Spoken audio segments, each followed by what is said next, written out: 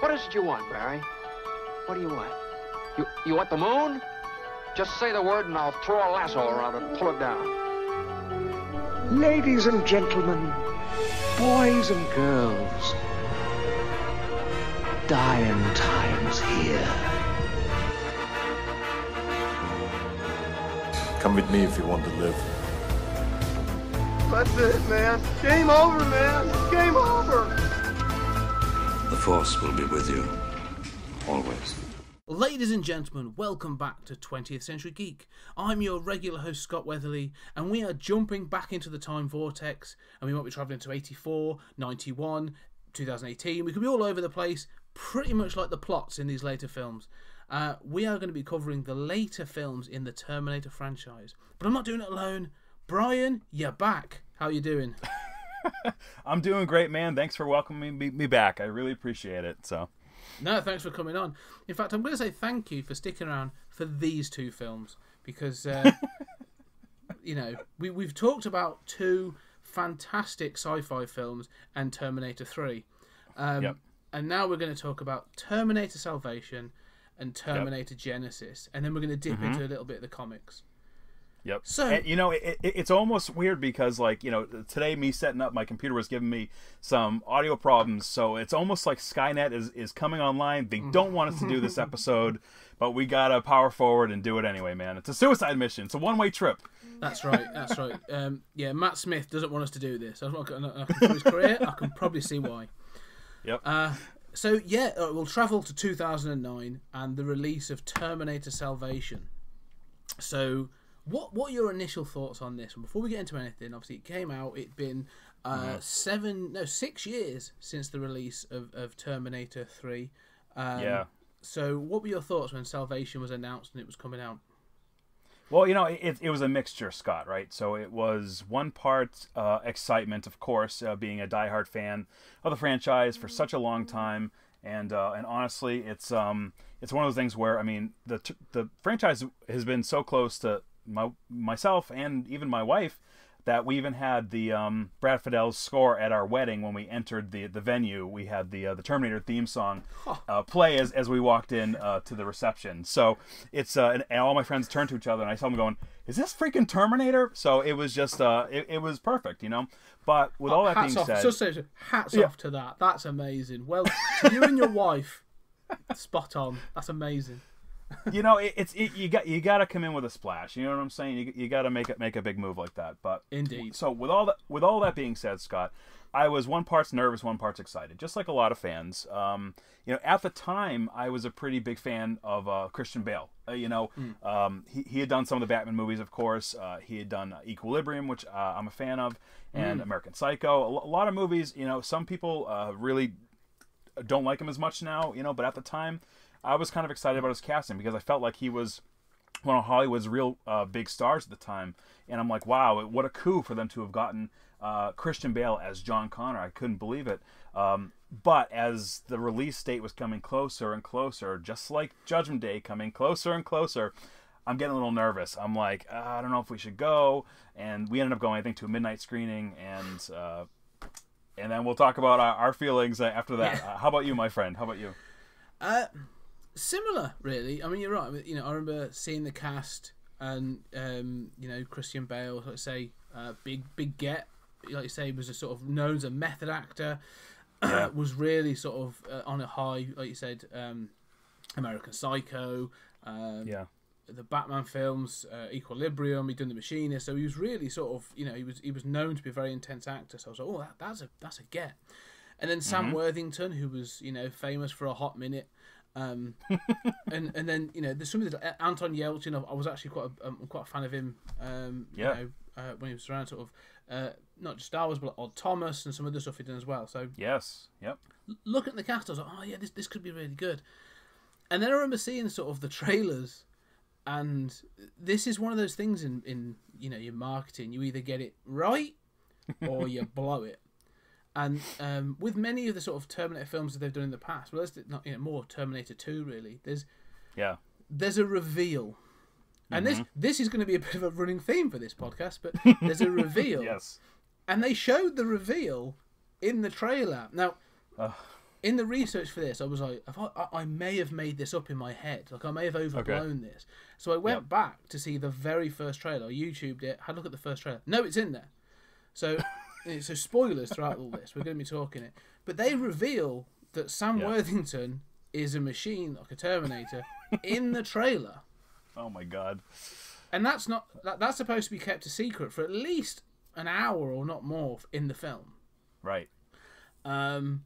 And so I remember seeing that and just being like, what? Like, it's almost like, well, if they're showing us that, there must be something amazing coming.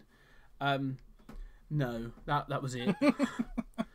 So it was just an odd choice on the marketing side, and I can't believe that you know the studio let that pass. Like, that was their get. That was like, oh well, okay, we're not going to trust the audience that they want to see Christian Bale or Sam Worthington or all these other cast, or even the fact it's a Terminator film. They don't want that. We've got to show them something else. Bad choice. Yeah. Do you, Scott? Quick question.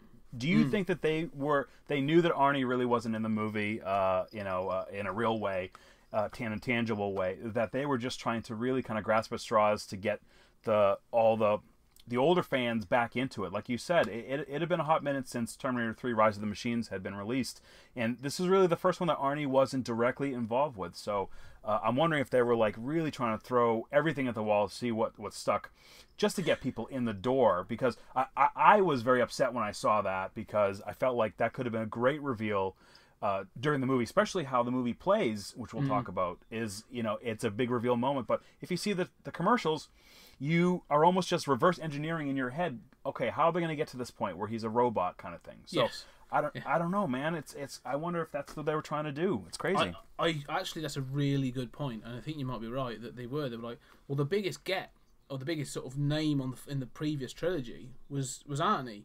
Right. And now you've got a whole new cast, and so it was clear they were nervous and they had to show there was something. And it just shows again this thing of studios not trusting the premise, really. Yeah. I mean, the big thing for me, actually, the big attractor for me wasn't so much the whole Arnie thing. It was, we're going to get to see, post Judgment Day, we're going to get to see people living in the apocalypse. That's the actually future war. Pretty cool. Yeah. Yep. But that wasn't enough. They were like, oh no, you've got to have this, you've got to have that. So it was interesting. The marketing on this was very interesting. And we'll get into the future marketing as well. But let's give a quick rundown for anyone who hasn't seen this. We'll give a quick rundown. So it stars Christian Bale, as we said, Sam Worthington, Anton Yelchin, Moon Bloodgood, Bryce Dallas Howard. Directed by McG, and we'll talk about him in a bit as well. Written by John Brancato and Michael Ferris, who we have heard and spoke. Returning from T3 and having done Catwoman previously to that, so really, really high caliber. But a quick synopsis, really, in the post Judgment Day world, now 2018, humans fight for survival and against Skynet. During a mission to gain information, John Connor's team are attacked. The fallout of the battle releases Marcus Wright, a man who was supposed to have been executed before the war started. Marcus comes across survivors, including a teenage Kyle Reese. However, Kyle is taken by the machines to a concentration camp. Marcus finally joins up with John Connor and his team, and during a showdown it's revealed that Marcus is actually a machine. Unsure if he can be trusted, John has to use Marcus to rescue Kyle and protect the future and the past. So that's sort of the general synopsis of it. But so let's sort of get into it, and let's sort of, like you said, let's get to the big thing first. This is set post Judgment Day. So what are your thoughts on that? It's set post Judgment Day, but I think for myself and probably quite a few fans as well, I'm guessing, it's not the same as what we were expecting. There's a lot of changes, which is fair, because I know a lot of movies, they gotta forge their own path and don't just be derivative of everything. And I can understand that, because they want to give something new to the viewers. But this is something, at least if it's fan service, they did a poor job at it, because is it the future war that we're expecting? No, it's not. It's different. And they kind of play around with the whole concept of fate and, you know, what's changed, how things are, and that's even with both of the movies that we'll be talking about today. It's like they account for changes by saying, oh, it's more timeline splitting and things are changing than they were originally. So it's not what we were expecting, and that's a shame, because we have all, I think, in our heads has certain vision of a Cameron-esque future war, you know, where that I've had friends who saw this movie and said that they would prefer the 5-6 minutes of the future war scenes in the earlier films than this entirety of the movie, because it's so very different. It's very much a daylight kind of a movie. It's very bright in a lot of times, and that kind of goes against what we expect in some ways. We're used to it being nighttime or very blue, and this is very different. There are night scenes in this movie, but it's very, very different. So it's a disorienting film in a lot of ways. The opening scene is a testament to that. It goes all over the place, and it just thinking about it, it doesn't connect, I think, with the viewers as much as even some of the earlier ones. You know, even T3 to an extent. You know, T3 has its own issues at the beginning, but as we said last episode, but this is right off the bat, it's hard for us to care about these characters because they've kind of created a situation with two protagonists, and we'll get to that. It's you have not one person to really kind of invest in. It's kind of split into two, and you don't even know if you really like either of the characters to root for because of how they act. But like I said, we'll get to that. What were your thoughts, Scott? No, it's similar. It's funny because, like I say, I was actually really excited, this concept of it being in the post Judgment Day world, this idea of it being you know, the barren landscape, and okay, we're going to get to see a destroyed Los Angeles and all this other stuff. I was like, oh, this could be really cool. You know, there's this sort of nuclear wasteland. You sort of, you know, are we expecting something close to Mad Max, or are we going to get something different? Like it was, and then when you get into it, it's like, oh, it's the Nevada desert. It you know, there's so much that's just like, oh, we're just going to film it in the desert, and you're just like, where's all the destroyed cities? Where's all the where's the good bit? Where's the interesting stuff? And it just it felt like a cop out. Yeah. And so every now and then they'll do bits, and you know, here's a road with some cars at the side, and all this other stuff. And no, so I agree. So my expectation was, at least at some part, even if it had been for a short section, like we were going to get a bit in a really sort of like decimated city, and it was going to be like as you said, the Cameron-esque post Judgment Day world. It just don't get it, and it just feels it feels like we've been cheated in that respect. Yep. Love the concept. Execution fell really short. And the thing is as well, you're right about the two protagonists. Like I go on there about Marcus Wright's, and I've just got to say as well, the name Wright, I hate that in screenplay when they do writing. We've got to make sure to really hammer home that actually he is a good guy. So his name's Wright. You're just like, fucking useless. Marcus wrong. See if that would have worked. But it's like, he is the protagonist. Like Sam Worthington is the protagonist of this, but I wanted John Connor's story. Do you know what I mean? Like, so John Connor actually becomes the leader of the resistance. This idea of him being the prophet and the savior, and him dealing with that sounded interesting. But that isn't this film. It is this film. Yeah. But it's not. You know, it's almost like they didn't have the guts to do that. They had to add on. Another character. I don't know. It's a bad choice. It just seemed like they had two half stories that they weren't really fully fleshed out. They kind of didn't know what to do.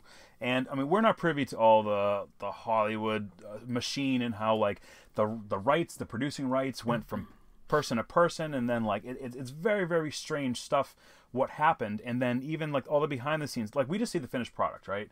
And you know, when people talk about films, there's something they say about movies where movies are basically done in three ways. You know, it's written as one film, it's shot as another, and it's edited as a third. And by the end of the editing process, you have what you have. And it's like, so sometimes the writers get mad at the director, and the editors work with the director, and everything it's such a weird team concept that sometimes it's a lot of issues. And there were obviously issues on this set with Mr. Shane Hurlbutt and Christian Bale. We'll talk about that later on, but that famously became big on the news where Christian Bale snapped at one of the crew members, you know?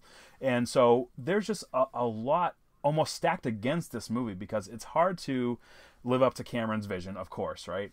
But I don't think they knew what to do. It's like possibly they wrote it as a Marcus Wright story, but then they were thinking maybe John Connor, who a lot of fans care about, want to see what happens, would maybe come in at the end or as a cameo role, like a small role, and then we go from there. But it seems like as Christian Bale got more involved, I wonder if they were like, well, let's try to write it so that give him more meaty lines, give him someone to talk to, give him radio parts where he's getting the troops rallied up. It's almost like you had two kind of half stories and they sort of smash them together and they don't fully work. And if you think about it, right, so Kate Brewster returns in this one as well as John Connor. Now those are the two leads from Terminator 3 Rise of the Machines. They were the protagonists. They were the ones we were rooting for. And there are scenes in this one that make us root against them, which is odd for the viewer, I think, because if you're at least familiar with the franchise and mythology, it's strange, Scott, because they wrote it so it would be a continuation from Terminator 3 to some extent, because the characters are there. But now we don't like them because they yell at people, they have snap judgments, they are always kind of rooting against the other protagonist. It's very strange, Scott. I'm watching it, just scratching my head. I was stunned rewatching it. Crazy. Yeah. I think it is interesting. I mean, I think you have a really good point there, Brian, about this idea that it's a Marcus Wright story. Now, one of the things I remember from when this was first being sort of talked about, and I remember reading it in sort of film magazines and stuff, was that this was going to be, and they always say it, it's like one of the things that Hollywood rolls out every now and then, but this was going to be the start of a new trilogy. Like we've got 3 new films planned, and then this first one's a contained story, and then it'll go, then we can do other things. And I was like, oh, that sounds exciting. That sounds really cool. And I almost feel like that was, you can see that in the film, that was clearly their intent. Like this is setting up, this whole new thing, and it was going to be, after this, you've then got, I'm sure it would have been like John Connor sort of mentoring Kyle Reese, and, you'd have had that thing of, actually, now he's got a machine's heart and all this other stuff. So yeah, right. They set up some interesting sort of, tidbits for the future. But it's almost like you say, they're so rushing to get to that nexus point for the other 2 films. Yeah. Okay, we want to do this in 2 and 3, so we've got to sort of like set up all the dominoes for that. Right. Like you say, they just sort of cram all this basically what becomes crap into it, and it doesn't breathe. And you really should just be one or the other. And I think the other thing is we're dancing around. Well, you've made it quite plain actually. Maybe I was dancing around it. Is John Connor in this is an utter prick. That's the exact words I used in my notes, Scott. That is so funny. And I couldn't put my finger on it. Is it the script's characterization, or is it Christian Bale? And I was really sort of toing and froing on this. And I think it's clearly a bit of both, because the dialogue is the dialogue. Right. But Christian Bale doesn't come. He's very good in. One of my favourite films that he's done is American Psycho. I think he's wonderful in that. As sort of like an unhinged. He's got a certain charisma and all this other stuff. He's brilliant in it. But in this, he's like a charisma vacuum. Like he's just so he's not a leader. That's the problem I have. Like you'd hear him on the radio and be like, "Oh, that Pratt's at it again. Shut him off." Like he's shouting at us again. Like just stop it. It just doesn't work. I don't believe him as the leader of the resistance by the end of this film. And I don't know what are your thoughts on that. I agree completely, and it's some people commend Christian Bale for his intense acting style. I believe he's an Academy Award winner. And he's famous for putting his body into extreme transformations for his roles. Over the years. And that's impressive. And like I said, when he was first cast, I was like, wow, that's a big get. That's a real great boon for this movie. And maybe it's a good things to come, perhaps, And obviously, it's the characterization as well as probably. I'm going to put this on Mick G. I got to put some of this on Mick G because I'm trying to be fair here. I'm not a big Mick G fan. I've seen a lot of interviews with him where he's he's just as angry as Christian Bale in some interviews. You know, he just seems like he's got a chip on his shoulder, and maybe that's from being named McG or something, or having that as his name that he's going by. But I've seen interviews with the director where some little fluff press interviews where they're asking the cast and crew questions about the Terminator mythology. And to be fair, the whole cast, Bale included, play along well, just like they're supposed to, and like, oh yeah, they're guessing. And you cut to McG, and he's getting pissed because he doesn't agree with the answers that is being said back to him. So he's like, no, that's not true. No, they're like, it's like all this stuff that we joked about with the trivia of the Terminator mythology. They brought up to him in this interview, and it stuck in my mind where he's like, no, you're wrong. And it's like, what? So it's a weird thing, but you have a director who's trying to, I mean, it's up to the director to tone down the performance if it's too much, or get more if it's too little. Some characters in this movie are emotionless. I mean, you have the little girl Star. She is almost a non-character in a way. Mm-hmm. And then you have other characters who are flying off the handle. Even Kate Brewster, who is a compassionate character in T3, a lot of fans freaking hate her in this one because she's actively going against Marcus Wright, trying to eradicate him. It's like it just subverts expectations. You know, it's totally crazy. You know, but no, you're right, and I think you're right to put it on McG, because I think if you look at the cast, and in particular, let's look at those two, Christian Bale and Bryce Dallas Howard. Like I say, if you go see like American Psycho, but if you go see like The Prestige, right. And even some like Batman Begins, right? Like Bale can convey vulnerability and a softness and all this other stuff. Like, he's more of a leader and stuff at the end of Batman Begins than he is in this whole film. I agree, Scott. Yep. And Bryce Dallas Howard the same. Like, I've seen her in films, and she's really good at acting. If you've seen The Help, she can be a complete bitch. But then I've seen her in things where she can be soft and vulnerable, right. and play up that sort of like feminine side and stuff. Like, she's really good actress. In this, like, I almost feel like there are scenes where I almost think like McG just shouts action to take them by surprise. Like, they're not ready. Like, action, and they're like, oh shit, what are we doing? Because they look stunned. I don't know. It's just There's scenes in this that baffle me, and when I'm actually saying that, sort of again, that like that Sam Worthington is coming across more charismatic than Christian Bale, I think there's a problem. Yep. It's true. And it's funny is that about Sam Worthington, right, is a lot of people hate on him because of X, Y, and Z, and in watching this, he had to deal with the script that was given to him, but I'm more invested in his character than in John Connor, which is funny because Connor was kind of the centerpiece of the franchise and the linchpin of the whole mythology, him and Sarah, of course, but it's like I'm going with the new guy. It's like this movie is making me love Sam Worthington, and that's crazy. It's like, okay, I'm giving him credit. I'm giving him the benefit of the doubt because at least, I mean, granted, he's a fish out of water, right? He's yet again, you always need someone like this kind of protagonist who has no idea what the hell's going on. He wakes up in a world that's totally screwed up. It's totally weird.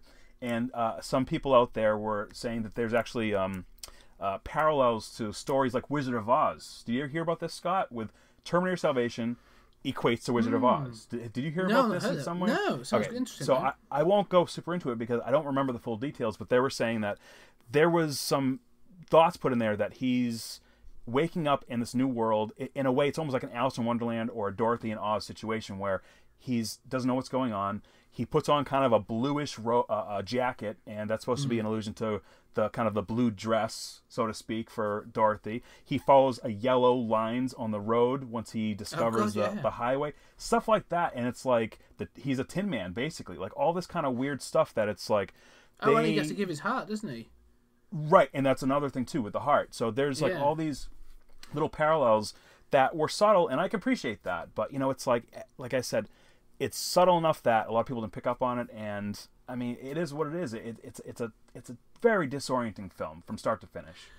I love that. That's a really, because I do love, getting into those sorts of things, and the problem with that is in this film, if you're gonna do that and you're gonna be arty, and I can see that McG You know, he clearly wants to be. There are shots in this that I think are interesting, and there's sort of certain choices, and you think, okay, you're trying to throw something in there, and if that's true with the whole Wizard of Oz, kind of idea, that's great. But if you're going to do that level of subtlety and that sort of scholarly context, at least wrap it in a good film. Don't lose focus on that. I think the thing is as well, like you say, you build up Marcus Wright, Sam Worthington's character, throughout the film. You want to follow his story. He's that fish out of water. He's lost in time, and you go, okay, I'm following him. He's gruff. You're not entirely sure because he's So Marcus Wright, he's actually a criminal, and he was supposed to have been executed before the war began. Like you see him pre Judgment Day, or. Yes, you're not sure sort of how far before the Judgment Day is, and I suppose that doesn't really matter, but he hands his body over to Cyberdyne for their genetics department. Mm-hmm. So, you see that there's a piece of paper that says Cyberdyne on it, and you think, oh, that's a bit of a tidbit right at the beginning. It is a mystery for us to be wrapped up in. And so you are supposed to feel for him, but you're also supposed to think that he's dangerous, or he mentions that he was involved in something that killed his brother and a friend. So he's sort of meant to be an anti. Yeah. Yep. Two police officers and his brother, but we don't know the details. So that's right there. That's confusing to the viewer. So I'm never entirely sure if was it his fault? How much of a criminal? Was it like a bank robbery? Was it what? So you're not entirely sure how much you're supposed. And it's never revealed. And the fact of the matter is, I don't think it's supposed to be revealed. But so when you go into the sort of thing of you do get to like him, and he is shown to be sort of that gruff, heroic character. But so when you do build up to this reveal, and we'll get to the reveal in a minute, sort of like of him being a machine, you're supposed to feel it. It's supposed to be like, oh my god, is he a goodie or a baddie? Like, what's he for? And his reaction to it is supposed to sort of like tug at your heartstrings. But there's so much unclear about him that and also then you get like John Connor's reaction. And everything that you're just sort of like, at that point I'm like, I'm not sure who I'm supposed to root for or follow at this point. And it just becomes, and there's almost like an arrogance to John Connor at this point, because sort of he's got in and he says, "You've been sent to kill me," and it's just like, what? Everyone else will be like, whoa. Claire, Catherine Brewster could be like, wait a minute, there was one sent to me too. It's not all right, you, John. Yeah, he's a bit narcissistic in this one, but he has been told since he's been born that he's the reason why the world is gonna survive. So he's getting a little arrogant at this point. But it's crazy because we can't get behind him because his decisions are so irrational. Usually, he's always flying off the handle, just like you said a little while ago. The dude's jumping out of a helicopter. First of all, don't get him in a helicopter because it's going to crash every single time you get him in a damn helicopter. I think he piloted three helicopters in this one, and they all crashed. So good luck at the end of the movie where he's flying off in the helicopter. Yeah. See you later. That's the end of John Connor right there. But the dude's jumping out of helicopters. He's bring me to base, bring me to headquarters. Get some frogmen out there. The dude is flying off the handle so much that the viewer can't connect with him. No, he's not a character you can really empathize. You dislike him out of the gate, and it's just it's not a great way to endear your audience to the characters. And it's funny because you have Marcus Wright on the other side of the story, who's confused and totally unsure of what the hell's happening around him. And that's the experience of a lot of the viewers of this movie as well, because we're along for the ride. Like, the viewers aren't one step ahead of the characters, which is how a lot of good movies are. You have the characters are learning what's happening, figuring out what's happening, but the viewers are in on the story, and we can kind of like be one step ahead. We're behind. Yeah.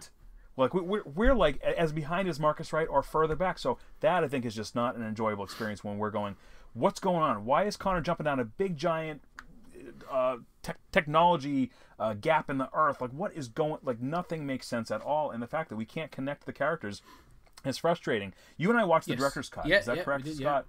So, okay, I don't know how much longer the director's cut is. Maybe you can you let me know if you know, but it's usually director's cuts fill in the gaps of the story, and there are a few moments here, like character moments later on with Blair and Marcus, that are good, but sometimes they added a few scenes that make less sense. Like, there's a sequence at the start of the movie, Scott, where they're in a water-filled tunnel, and this scene was in the trailer but cut out of the theatrical cut. A big giant T1 machine pops out of nowhere, and they gun it down, and it dies very, very quickly.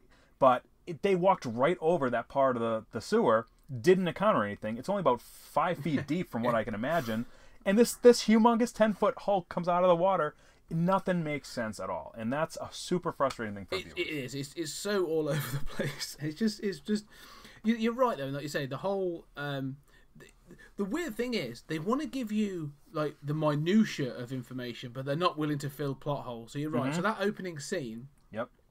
I have no idea why they've chosen why like Connor's team are attacking this one thing. Why there's a hole in the ground there? Why there's nothing there? Why is even Marcus right there? Is it forgotten by Skynet? Don't know. But they do find out there that the reason that the people are being corralled, like why people are being captured, is actually for research and development. Yeah.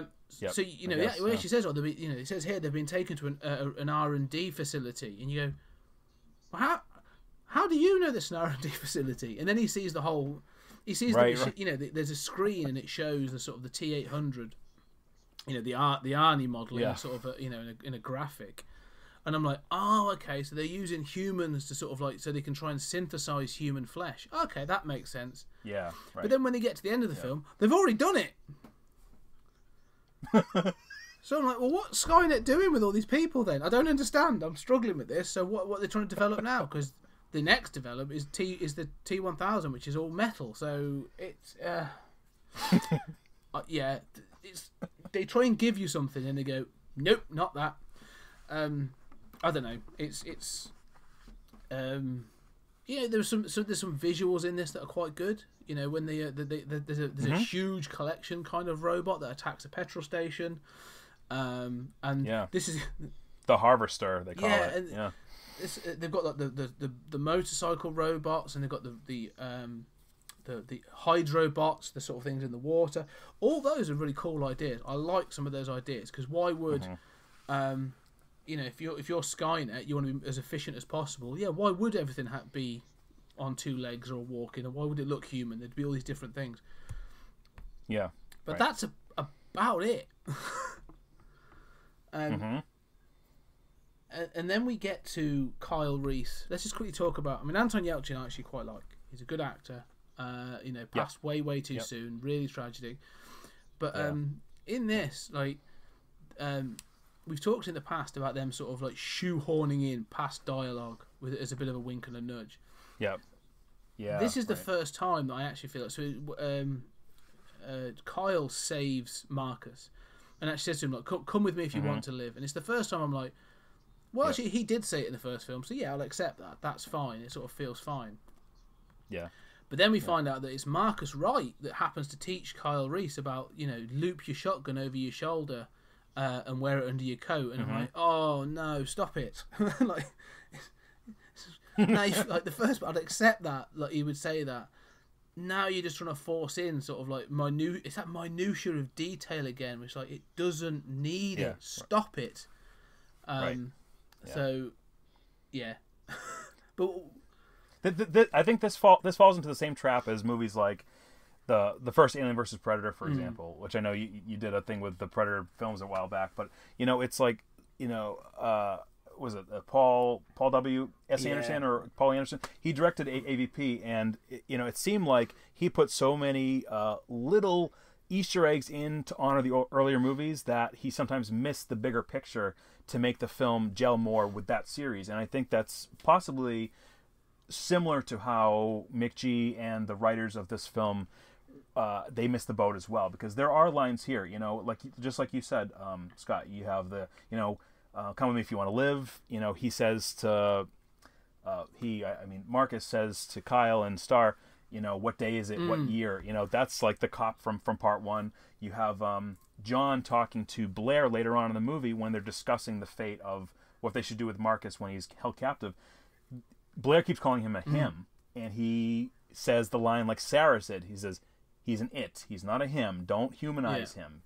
He's just a machine that looks like a person kind of thing. So it's like there are little homages to the past, and I appreciate some of that stuff. But if it was wrapped in a better movie, I would have sacrificed all that stuff just to have a better movie.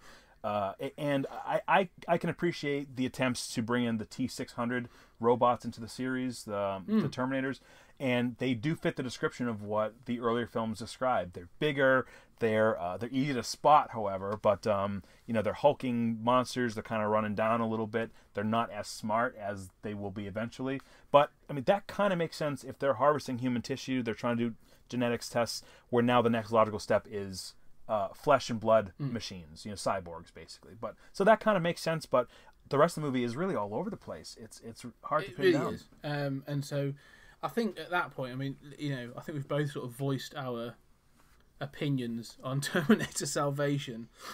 We'll leave that one there. It's we've left the original trilogy. We're now in a post Judgment Day world, and it's the chaos that we expected. Unfortunately, not in a good way. But it wasn't the success I think that they were expecting. I think, as you say, it made McG very mad. And so we wouldn't get another Terminator film until 2015, so another 6 years. You get quite big gaps between the Terminator films. Well, Scott, real quick, before we move on to the next one, so there's at least maybe one thing that we can discuss about this one briefly, about the original ending. So the original ending about John's fate, what was going to happen to him at the end of the movie. Do you want to discuss that a little bit to see what, after he got his heart injured, what was going to happen? Do you mean him getting Marcus's heart, or? Right, but then there was actually some, and I wasn't sure if we talked about this offline, but basically what I had heard was that one of the original ideas, I don't know how far it got, was that John Connor was going to die at the end of this movie. And then Marcus was alive, right? So the theory was that the Resistance needed a leader. And this is what I want to get your opinion on, is that they were going to surgically remove John Connor's face from his skull and place it face-off style, just like Face Off, the movie, and put it onto Marcus's face. Did you ever hear that rumor? And that was like a real strong rumor for a couple of years. Yeah. It rings a bell. It actually does ring a bell now that was something that was going to happen. And I'd forgotten all about that. Especially because... or blocked it out of your head. There's a reason I'd forgotten about that. Because the other thing is you're right, because one of the things that's sort of been an identifying marker for John Connor since the earliest sort of I think in T2 there's the first time they show it, is the facial scars. Like, he's got some very distinctive facial scars, and those have remained. Like they come up again in Terminator Genisys. And in this film, you find out how he got them, and it's basically a superheated Terminator scratches him down the face. And again, I'm happy. That's fine. It's sort of it's actually quite a cool thing. So I did this thing of removing his face and having I don't know. It wouldn't have saved the film. It wouldn't have made any difference. I'm glad. No, and I'm glad they didn't do it. To be perfectly honest. I have some friends who wish they went that way, even though that's a very dark ending. But it's part of me. I'm wondering if they were leaning towards that during production, and maybe they had a second one filmed to go with or something, because it almost seems like John is going to be the sacrifice at the end, like he's done, and then Marcus is now the role of the leader. Of course, I don't think it would make any sense because his troops would know it wasn't John. Well. But maybe, I don't know, would they have to pretend? I don't know. It's very strange. Interesting that when you actually look at, and that's you make a really good point, because I suppose if you were to stand in 2009, you stand Sam Worthington's Marcus right next to Christian Bale's John Connor. Like they're about the same height, they're a similar build. They've both got that sort of short buzz cut hair. Yeah, I could see them going down that route if they really wanted to.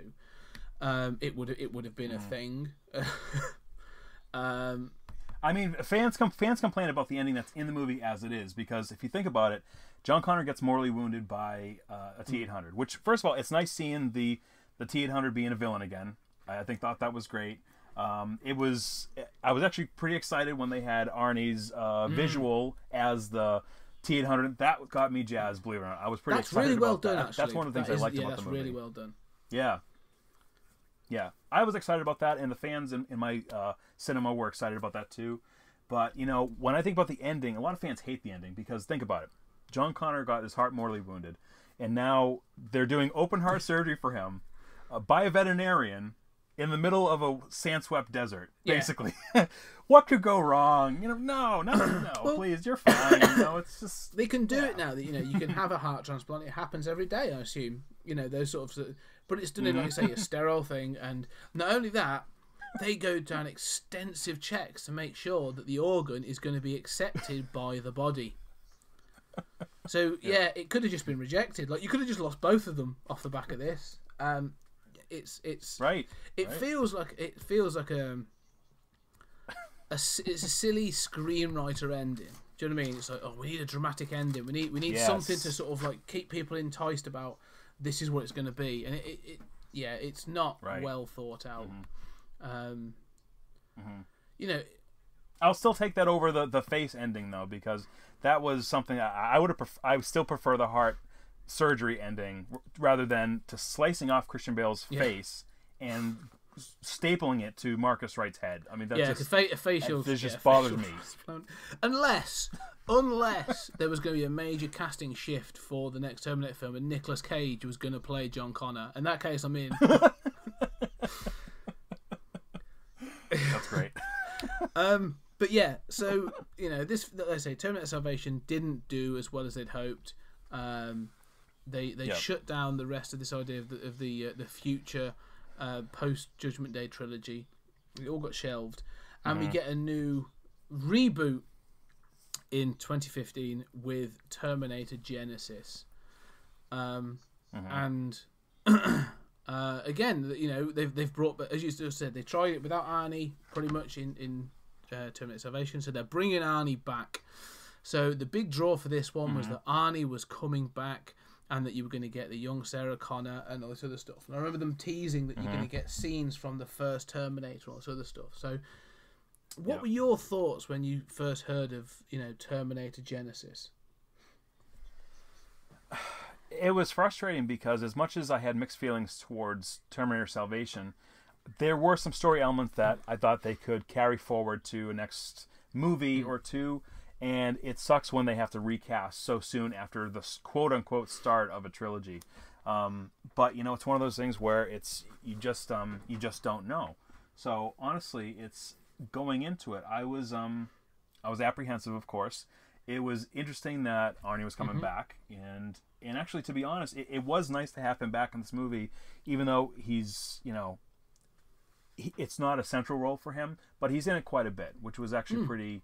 It's fun to have him back, and we didn't know the whole idea of how it was going to work with him as an aging actor and how they were going to make this unstoppable machine as a 67-year-old guy kind of thing. You know what I mean? So, but you know, right off the bat, it's back to the original date of Judgment Day. So it's August 29th, 1997. So right off the bat, they're kind of erasing some of the stains of the last few movies with the sliding time scale a little bit. So it seems like it's almost like a direct sequel to T2 in a lot of ways, you know. Back to kind of the original storylines of certain things. And at the end of the day, it's a glorified fan movie. Is a big budget fan movie, really. Because I've shown a few casual fans this film, and they loved it. They had a great time with it. And that cannot be said about T4 because T4 is so dense, so confusing. You can't. It doesn't even stand on its own, let alone as part of a series. That's where T4 fails so bad. And this one has a lot of problems as well. But I think if you had at least seen Part 1, there's so many touchstones to Part 1 that you kind of feel like you're watching Part 1 in a way, which is good and bad because I'm sitting there with a smile on my face watching it. I'm quoting lines to a movie I'm currently in right now because it's so familiar, but that's derivative. You know what I'm saying? Like it's very much like we've been there, done that. And it's like, okay, if you were making a fan movie, big budget, you know, you try to get as many cool people as possible. You get Arnie back. You get someone from Game of Thrones. You get a Doctor Who in there. It's like all these things, squishing it together into a movie with a T-1000 and all these little moments that make up the previous movies, but does that equate to a great film? Not necessarily, you know? How about you? Yeah, it's one of those. I remember when they first announced the cast and they had Arnie coming back, and you're like, oh great, yeah, like you say, it'd be interesting to see how they're going to do this. And there was lots of different fan theories of, like you say, the whole thing of he's covered in human tissue, so it ages and all this other stuff. And the cast looked good. I mean, you say you had Matt Smith in an undisclosed role. I actually kind of like Jason Clarke. I think he's a very sort of he's a working actor. He's quite middle of the road, but I actually quite like him. He's a better John Connor than Christian Bale. But we'll get into that. Emilia Clarke and Jai Courtney, again, I was a bit like, yeah, I'm not that bothered. I thought Emilia Clarke was very good in Game of Thrones. Jai Courtney sort of hit and miss. I've seen him in a couple of things. The last Die Hard film was just fucking horrendous, but I thought, okay, this cast could be interesting. Let's see what they want to say. And then you start to get the news that, James Cameron says this is a true successor to T2. Hearing that again at the moment.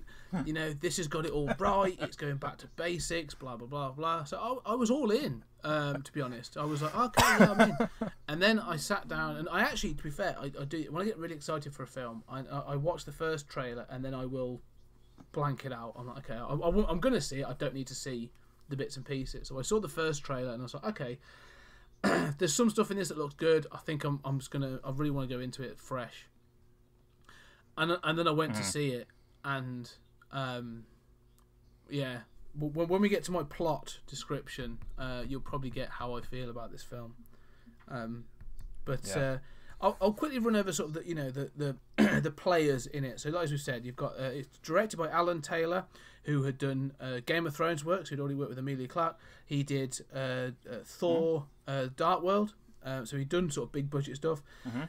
It stars Arnold Schwarzenegger, Emilia Clarke, Jai Courtney, Jason Clarke, and then cameoing in the best thing of the film. Honestly, the best thing of the film is J.K. Simmons.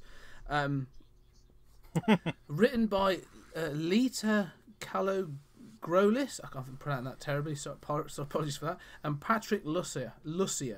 Both of these are responsible for Dracula 2000, both 1 through 3, Drive Angry, Pathfinder, Alexander.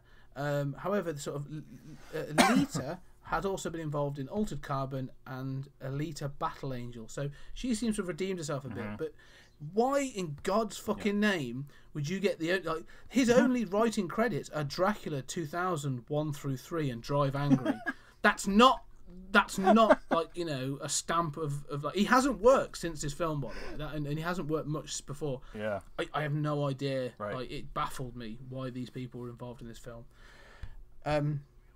Well, you know what's funny is actually, one of my guilty pleasures is Dracula 2000 because it's not a great movie, but it's for me it's a fun movie, and I love the cast too. It's a great cast, but it's one of the things where if you try to get someone for a big budget, kind of a restart of a franchise, you really should try to get somebody with some heavy-duty acting chops. I mean, for better or worse, think of the Star Wars series again. We talked about it last episode, but they went back, got Lawrence Kasdan, try to get some components back from earlier Star Wars movies to try to pay homage, but also move the story forward, quote unquote. You know what I mean? So when you have big-budget movies like this, and if you don't have someone who knows what they're doing as a writer, it's going to be all over the place, man. That's why I think a lot of this movie is really just a rehash of things that we liked better. So, I bet you there's some fans who love this movie who really just love Terminator 1, for example. Yeah. It's oh, yeah, they had this guy in it. They had the Bill Paxton guy. All this kind of stuff in it that's very much... it pays tribute, no doubt about it.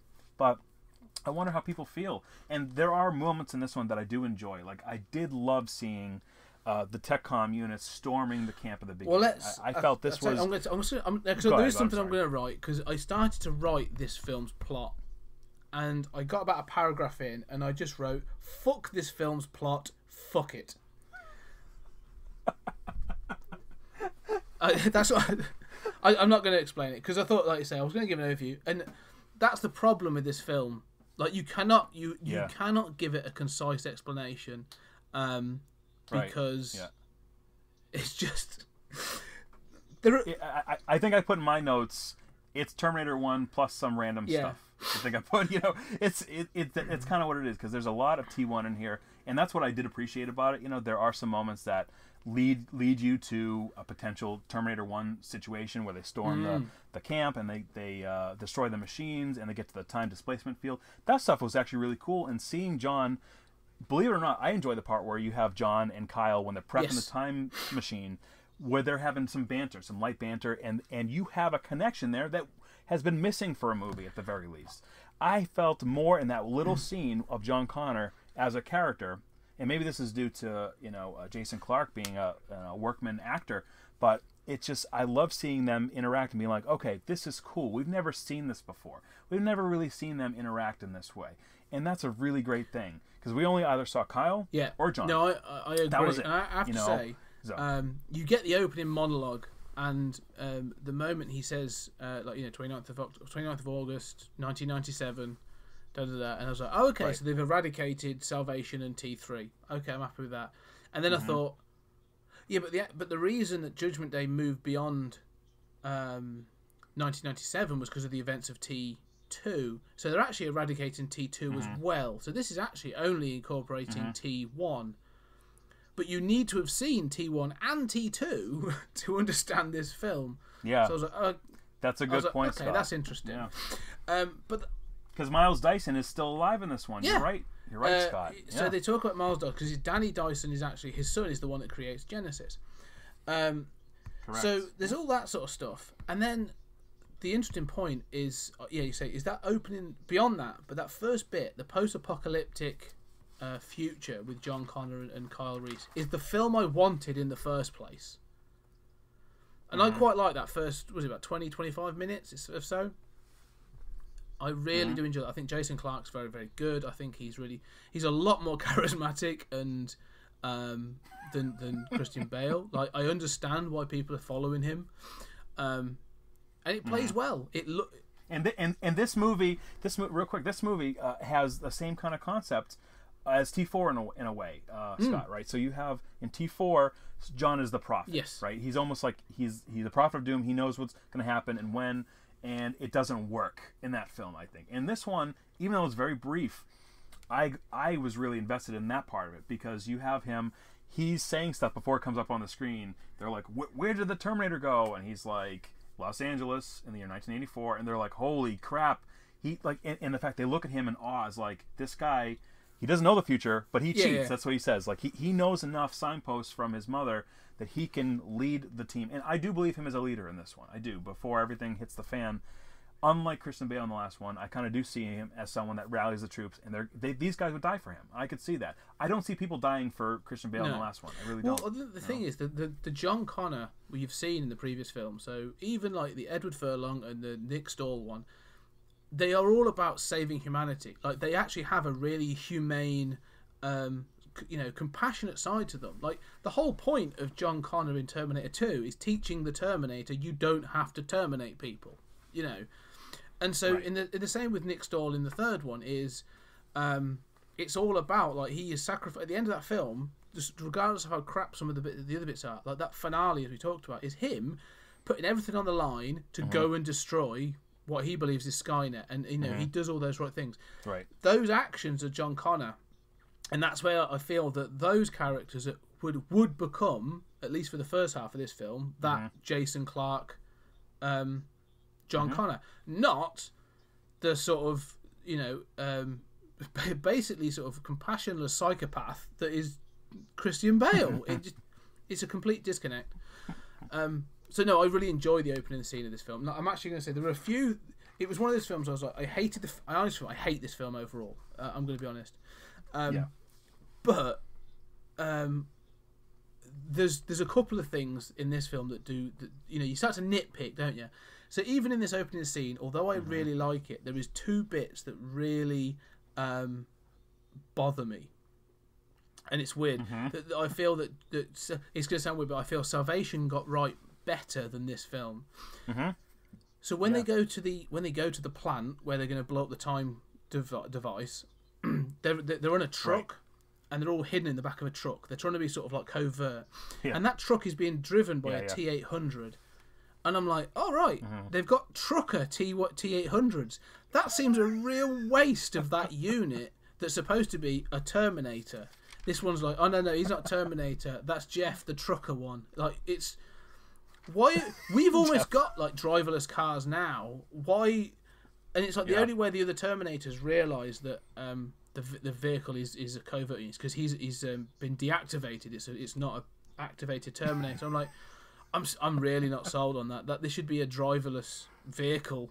You know, it's right. Yeah. I'm surprised. Not Jeff the T800, like the truck driver with a. That's with what a I wanted. cap I was like, and a yeah, bumper if he's sticker going to be that in says, there driving that, Skynet is my co-pilot.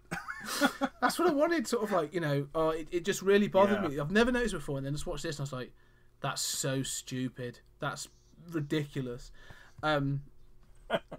Yeah, and then what there was this sort of that was the main thing, and then like I said, the only other thing is they've tried to sort of like Matt Smith is a secret role. Like, it was never revealed who he was until the film came out. They really tried to keep it quiet, and then when you see him in this film, the first time you see him, like, it sort of switches the way the camera angle just makes him look so ominous. And let's be honest, like, if you've ever seen Doctor Who, you know who he is.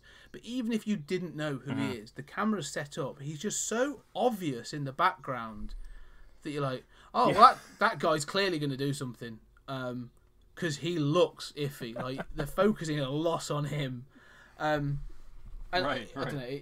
That's the only thing where it's a bit like, okay, those two bits. But other than that, if I could turn this film off after 25 minutes, I'd be like, I'm quite happy with that. Actually, I tell you, if I could stop this film as Kyle enters the time displacement device before he actually starts, and then watch Terminator 1, it would be like a pre-credit sequence. I'd be like, all right, I'm happy with that. That's cool. So yeah, I don't know. I thought that too, actually. Like, similar to other movies where, certain movies that pick up right where the others leave off, in general, like in certain films. But that would be interesting, right? If they kind of cut this together with something like a T1, where it's like, boom, it just leads right into it, sort of thing, where the action scenes, But that's really interesting. So out of the two, right? Do you like one over the other? Do you like Salvation better than Genisys? Weirdly, I kind of like. I'd have to say I would watch if I'm gonna go. I would watch Salvation again. Over if you put these two in front of me, I would watch Salvation over Genisys. Really? Wow. And then I would probably hate myself after, but for both, you know what I mean? It's sort of. That's interesting, Scott. That's really weird. Yeah. I mean, I might be opposite, right? Because I liked Salvation somewhat when it first came out, and on repeat viewings, I like it less, because I kind of get a little nitpicky, just like you said, And Terminator Genisys, I give somewhat of a pass, so I'm slightly more charitable than you in this, only because it's so much of a. I do feel like they are trying to pay some fan service, and then I give them at least a little bit of credit for trying to do something new once you get past a certain point, and making John Connor a villain. I mean, that's a very divisive thing, because a lot of fans hated that, and some fans liked it, and then I'm sort of in the middle where it's like, at that point, my brain is off. I've kind of given up on the series in some ways. I sort of like feel so bad. I'm like, you know what? I'm just going to eat popcorn and enjoy the explosions. So, I mean, I'm slightly more charitable towards this one than Salvation, but still, it's rough going from the early movies that were excellent pieces of cinema to this kind of thing where it's devolved, and we'll see what happens once Dark Fate comes out, which is very soon. But I mean, the question is, what are your thoughts then on where it does try to recreate those T1 moments? So Arnie, the de-aged Arnie is actually really cool. I think that looks great. Approaching the three sort of hooligans, and obviously Carl Reese dropping into the alleyway. So what do you think of those? Well, it's I've always loved the T1 opening, and a couple years back I traveled to Los Angeles for work, and that was the first thing that I wanted to go to. I wanted to go to the Griffith Park Observatory because I wanted to just basically walk where these characters had been, sort of thing, which is so silly, but it was obviously beautiful to go, but it's an iconic moment in the series, But with that being said, I'm torn, right, Scott? Because I do realize that it's very much copying what had worked in the past, and I give them credit for not just using the footage from the other movies, but doing their best to recreate it shot for shot. And I understand that, but it's also it's nothing really new at that point. But then the other part of me, I was in the theater with a smile on my face. Like I couldn't help it. I was like enjoying some of the moments. My wife and I were whispering some of the lines, being like, "Okay, the homeless guy in the alley is coming next. He's got to be there." And he said the exact lines from the movie. So I know a lot of fans get pissed off about that because it's basically ripping off a better film, a much better film. But I sort of like where they have the two Arnies fight each other at Griffith Park, because that was, I think, one of the original potential ideas for Terminator 2 Judgment Day, I believe, where you had two Arnies fighting each other in the same kind of way. Maybe one was slightly better than the other, and the good guy had to overcome the bad guy that way. So I thought that was kind of interesting, seeing finally two Arnies against each other. We've seen it in other mediums. We've seen it in comics and games, but seeing the two Schwarzeneggers fight was kind of a cool moment. And yeah, I mean, so some of that stuff I give that a little bit of a pass because I was enjoying myself. And then you have the dynamic between Pops, as they call him, the Guardian Terminator, Pops, with Sarah, where she's kind of like a petulant child at times, where she's, he's scolding her in her language and she's like giving him back talk. So, I mean, that got some laughs out of the theater I was in, like that language is inappropriate, young lady. Like we talked about a boy in his Terminator. This is like a Terminator dad, basically, where he's just, making sure you do your homework and take your vitamins and stuff. It's weird, man. It's weird. It is. I think that's what I agree. I think some of when they do the recreations, the T1 stuff, it's quite cool. It's well done. Like they've really paid attention to it, and I think it looks good. I do enjoy. I've actually put like the Arnie on Arnie fight is quite cool, and it's sort of it's one of those again. And I think when you watch this with a critical eye again, you sort of you notice things. The whole fight is actually quite cool, and it's there for a reason. It's just that thing, is it, fan service of like, oh, we've always wanted to see a Terminator versus a Terminator kind of thing, and you get to see that. And but then the Terminator, the T100 Terminator from the young Arnie that's sent back, is Sarah Connor shoots him through the chest with some sort of sniper rifle from a building, just sort of a little bit further off. Yeah. And all I could think of was like, well, you knew where he was going to appear. And you've just wasted in fact you've just put three young guys' life at risk because you weren't ready. Like, you could have killed him. He's walked butt-ass naked to the side of a balcony. Like, you could have taken him at any point. I don't know why this fight's even happening. What's going on? And that from that moment I was like, oh, they don't care. That's the point of this. Like, they're not here for that. They're here for fan service. And then, like you say, it goes back to the Kyle Reese, and he goes into the shop, and that's all fine. And I quite like that. And then that again, this segment, there are parts of this film that I'm like, oh, it's quite good fun. The action actually in this film is fine. Like, there are moments in this film I can, like you say, I can switch off, and I'm like, it's like a Fast and the Furious film. I can happily just watch it and enjoy the action. Right. Right. But when the T-1000 appears, no, in the T-1000, so when the T-1000, like in the second film, it takes Arnie's T-800 model to say, oh, he's a prototype. The T-1000 was an advanced prototype, and you go, okay, so you need to have seen T2 to understand what the vehicle is, what the machine is. But when Kyle Reese sees it, instead of going like, what the fuck is that? He's like, it's another Terminator, and you're like, how do you know? It's just like, again, they've not followed the story beats. Like, no, he doesn't know the T-1000 exists. Right. Oh, he does now, and then they get the action, and I think it looks fine and all this other stuff, and again they get the car chase, and you get the introduction of Pops, and again, like, they get the deleted scene that was the smile from T2. They try to sort of introduce that twice in this film. The fact that the Terminator can't smile. Yeah. It feels at odds, and one of the things that we talked about on the previous episode was time travel and the effects of time travel. And So when you do get this, that and Sarah Connor then has to have the "come with me if you want to live" line, and then again I'm like, oh jeez, right? It's just like right. Did Pops tell her that? Pops was like, this is what he says to you, and like, oh, okay, well I'll say it to him. It feels forced, and so all that I'm fine, okay, I'm still getting it, and then when she sort of says. And she explains why she's with Pops. In 1970 something or other, a T-1000 attacked their house, and Arnie saved her and has been looking after her ever since. And I'm like, okay, that as a premise is interesting. All right, so there's that's time travel. Like you can do this, and obviously the timelines are all sort of all over the place now.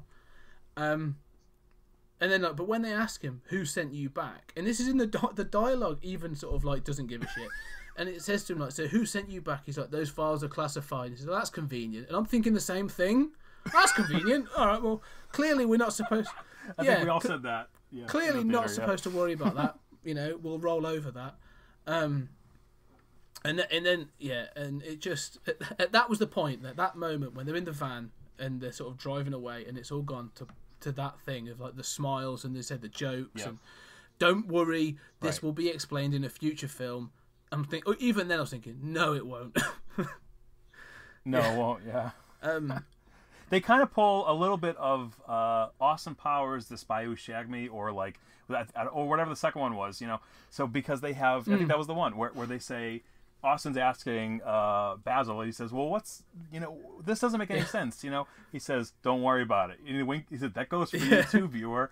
And they kind of wink to the audience because whenever you have time travel stuff, it is totally screwy. It is, and it's hard to do a very great time travel movie in today's Hollywood culture. You know what I mean? And that's why I think a lot of this doesn't work. That part with her as a little girl, I hated in this movie because even though it was an interesting premise. There's so little setup for it because we don't know anything. Okay, so we don't know who sent that T-800. We don't know who sent that T-1000. Is that the same T-1000 that shows up later on? I've always assumed that T-1000 because it's like, okay, so what, you've been chased down by this T-1000 for like 10 years. That sounds really inefficient. Yeah, big time. That's really stupid, I think. So I think that is ridiculous, and it's too bad because the T-1000 in this movie I love. I actually love him more than the way it's portrayed by the actor is awesome because he's so machine-like. When he gets shot, when he falls onto his knees, he really appears like he's some sort of machine that's very not human. Yes, at all. No, I agree. He's really the way good. He's reloading his gun, he's dropping his gun. It's fantastic. So, it would have been too much of the same, but I would love to see more of him in the movie. But why was he in the movie? Just to kind of like fill some time to fan service, tip the hat? That's one of my notes. Is what is the mission of the T-1000 in 1984? Is he just hanging out? I just don't. I don't understand what he's there for. Although, like you say, when they attack them because they finally get back to like a warehouse and that's where they've been a base for God knows how long. But when the T-1000 attacks, and he actually, instead of just using his hands or whatever, like knives and stabbing weapons, he actually sort of like turns his arm into a spear, chops it off, and then uses it as a javelin. And I was like, that's a brilliant idea. Like, I was like, oh, okay, that's really cool. So they're actually they do use the T-1000 in an interesting way in this film. So I'll give them that. That is something that's cool. But Sarah's character in this one, this is one of the few times I don't like Sarah Connor, because I'm not a fan of her character in this movie. I think Emilia Clarke was miscast, unfortunately. That's just my opinion on it. I don't think she really can get into that Linda Hamilton headspace, which is really hard because Linda Hamilton brought something very special to that role. We obviously know, but to me, it sounds funny, Scott. It feels unearned for her to be this badass character at 20 years old when at that time in the original storyline she was just a normal kid. She was a normal girl going through college and this and that, and then she had to have bad things happen to her, and she survived the first movie, and then she's the mother of the future. Then she's a hardened warrior who is almost kind of cold and calculating.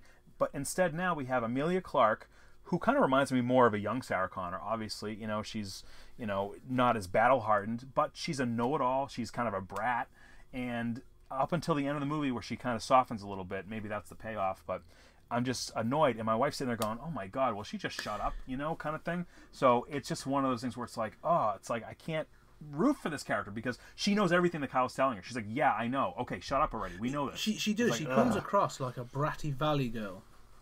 That's I totally agree but there's almost you said before about there's the writing, the directing, and then the editing, and sort of as a film.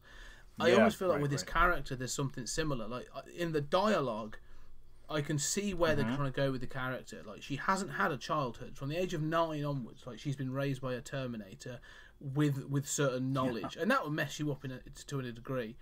And part of that is a bit of what we discussed for the first film is all she's been told is, oh yeah, you've got to sleep with Kyle Reese when he turns up to create John Connor. Like that's your purpose. And she's a bit like, no.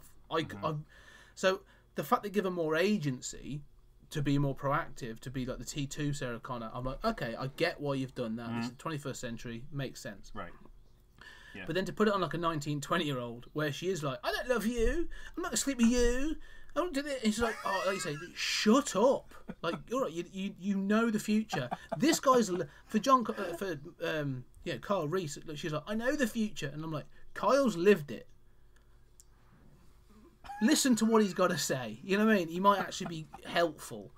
And so again, you have a similar problem to Salvation, where you're supposed to be following these characters and their sort of this sort of relationship that's building. Unfortunately, the most charismatic person in this trio is Arnie playing the Terminator. And I'm just like, that's not good. Now, Scott, what do you think of John Connor going heel, being the villain in this one? Because that really pissed off a lot of fans. What do you think? It's one of those things that, again, I can see why they've done it. But the problem is, I'm trying to explain. It never feels earned. A bit like you said with Sarah Connor, it doesn't feel earned. Yeah. Now, the fact of the matter is, we've only had one film. It was a failed film of seeing John Connor as the hero. That true sort of like post Judgment Day hero, that sort of leader of the resistance, the leader of sort of the savior of humanity. We haven't really seen that, right? So to then take that away, I'm a bit like, could we not have had Jason Clarke? Like 20 minutes isn't enough. I wanted more. I wanted Jason Clarke as that John Connor for longer. Right, but now he's the T1,000,000,000 trillion or something. It's like now he's the super ultimate bad guy. They flipped the franchise on its head, which some fans probably loved because it was different. But you basically took the lead hero of the series and you made him the ultimate bad guy, which I guess is an interesting thing to try. But and that's something they spoiled in the trailers as well.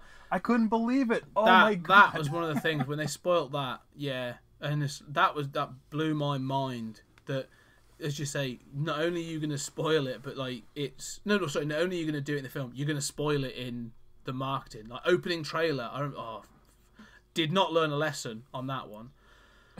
I don't know. It's funny because it's one of those things where they try to explain. There are several moments in this film where they try to sort of not so much explain things, but baffle you enough to go, well, they're trying to explain what the fuck is going on. So at one point, Kyle Reese says, I've got memories of growing up in, the post-apocalyptic world, of living in burnt out cars and blah, blah, blah. But I've also got memories of this house and growing up with a family and all this other stuff. And he's like, why have I got these two memories? Like, you've seen that this dual timeline is sort of created when he's gone back in time. Right. And then they have... It's like a paradox. Yeah. So... They have Arnie in his sort of still relatively thick Austrian accent explain why that could be with some science, and he might as well just go, it's very clear, Kyle, science bullshit. And you go, oh, all right, fair enough, I'm accepting that, because that's what it is. Like, and you go, fair enough, roll on, and then they get they have John Connor do the same later on when it's revealed that he is actually a machine. Right, and he's now been sent back through time, completely now because he's made up of nanobots.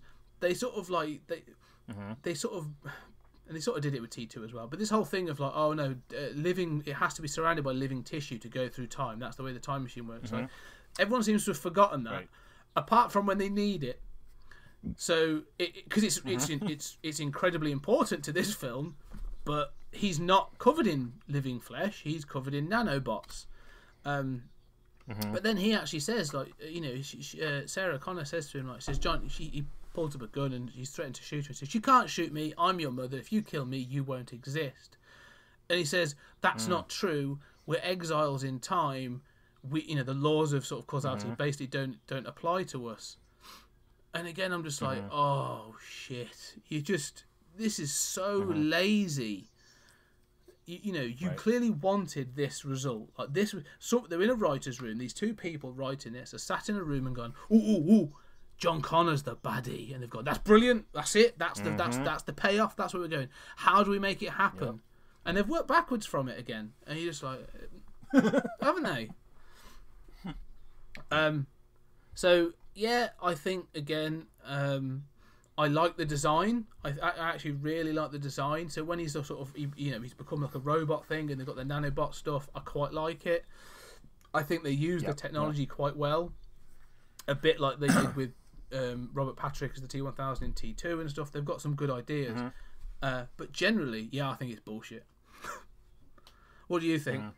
Now, do you think it's weird that? Well, I mean, I don't know. The whole the reason why I was so upset at the end of Salvation, right? Because I was thinking that's what they were going towards, where they were going to have him, John Connor, be replaced, his hero status, and he was going to be done. Because I kind of had just gotten used to the idea that the Connor family is this key point in the human salvation, basically, without using the word, is that Connor has been the big hero. So seeing the fourth movie and seeing like how he's kind of a jerk throughout the whole thing, and he's not likable, and he's yelling, barking orders at everybody, you know, it's not earned that he's a good guy at the end where people trust him. Despite the fact, I do enjoy in the fourth one, going back, when he's doing his radio broadcasts and he's getting people, he's giving them hope when they're hopeless. And I think that's a cool part of the fourth one. And apparently I think that's one of the things that interested Christian Bale in signing on to the project, because they had him almost do some of his scenes almost like as a one-act play sort of thing. They had him like set up with a script, and he's given them hope from afar and stuff. And I think he got kind of interested in that scenario, because he had just, I think, come off right off of Batman, the second one, you know. So I think he was kind of done with franchises for a little bit, but they got him back into it. Anyway, so with this one, it's part of me really hates Evil John Connor, you know. But the part of me also likes that they tried something different, and it's a very weird ending, Scott, because the end of this movie does something that they've never done before. You have all three of the primary protagonists alive and well at the end of the movie. And they're driving off, and they're going to be basically a quote-unquote nuclear family. You know what I mean? That's what I've been calling them. Because you have this... It's not just a boy in his Terminator or a little girl with her dad Terminator, but now you basically have like a boyfriend-girlfriend and the dad basically on a road trip. It's weird. It's interesting. Like, part of me really liked that also. I'm like, okay, well, now I want to see where this goes, because Skynet's not gone at the end. You know, Matt Smith his being is alive at the teaser at the end of the movie, you know. So there's more work to do, of course. And I like the time split, because whenever they do that in literature or cinema, I do like that kind of, when you go back, you almost like split off the timeline and go, oh shoot, like I remember two different things, and it makes them go crazy, because it's like they can't rationalize it in their head, you know. So there's a lot that does not work. A couple things work with this, but I think the big failing of these two movies is it's missing, and no pun intended with 4, it's missing heart, really, because they have some moments that they probably think the fans will appreciate, but it's almost like they're just to get the box office numbers. It's not there to tell a story that's going to be a long-term story that we're going to still talk about years from now. I think last episode, Scott, you mentioned about T2 and T1. We're still talking about the media aesthetics of that film and how, like, it was well shot, well edited. And going back to these recent ones, they might have made some money at the box office, but I don't think we'll be talking about it in years from now. And the real question that is in my head, and I wanted to ask you, is can there be a successful Terminator movie without Arnie's direct involvement? Because we know that it's probably coming to an end very soon. He's not going to be involved in the long term. So what do you think about that? Can there be a successful Terminator film without Arnold Schwarzenegger? Yeah, It's interesting. It's funny because I was thinking about this about other franchises as well. So as you said, we've done other retrospectives, and right. It's funny when you look at these things and they center them around a character. Like the marketing for the first 3 films is Arnie centric. Like the posters, the advertising, everything's about Arnie as the Terminator. And the problem they have is that Hollywood problem of having to top each one has to be topped. So in the first one, Arnie is the killing machine. Like, he is the indestructible. He's a truck. He's a tank. Like he will not stop. All that kind of stuff. And then the second one, they switch it around. Okay, well, he's now the tank, but there's now this sort of sleek stealth fighter that's coming after them that's going to nuke them. So you've got, okay, so that's fine. And then they sort of so you flipped it there and you go, okay, well, that works really well. So what's the next thing?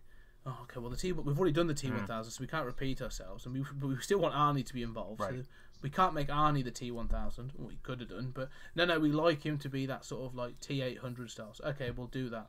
So now you get the TX. Yeah, and it's sort of that thing of having to top yourself. But the problem as well is within just in the world, our understanding of technology has evolved. Liquid metal. I don't know why they've ever.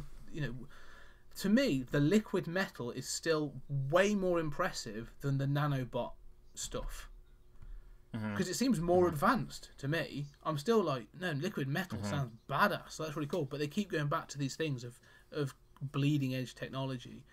And Arnie is, I would say, is the albatross around this franchise's neck. They can't break away from him because he's the lovable, for want of a better phrase, the lovable character that everyone associates with it, and they've built that in. He's iconic. Yeah. He's iconic. People who've never seen his movies know these movies because of him. It's true. But then I sort of think, could you step away from that? And I think you could, but you need to. And this is where I think. It's funny. I saw someone say this the other day in a tweet. I think it was they were referencing an article. I think, but they actually said for Dark Fate, the true icon that we've been missing in the Terminator franchise isn't Arnie. It's Linda Hamilton's Sarah Connor. Yeah. And a part of me was like, do you know what? I think they're right. I think we hung our hat on the wrong thing. And that's no disrespect to Arnie because I think he's great in all these. But he becomes the albatross in this because he is the Terminator. But at this point, even in this film, in Genisys, they try and sort of address it. I'm old but not obsolete. And you're sort of well, actually, the latest 2 generations of Terminator sort of say that you are. So, I don't know. It's interesting. I think they could, but they need to have something else iconic to hang their hat on. And the thing is, when you look at these iconic things, and the reason I looked at it is when we looked at Predator as well, sort of the Predator franchise and the Alien franchise. Could you have an Alien? Should you have an Alien film without Ripley? Well, yeah, you can because the comics have all done it, and the same with the Terminator things. The comics have done it, and they've done sometimes really well. You just need to sort of. You just need to have confidence that you're going to tell a good story and create that iconic character.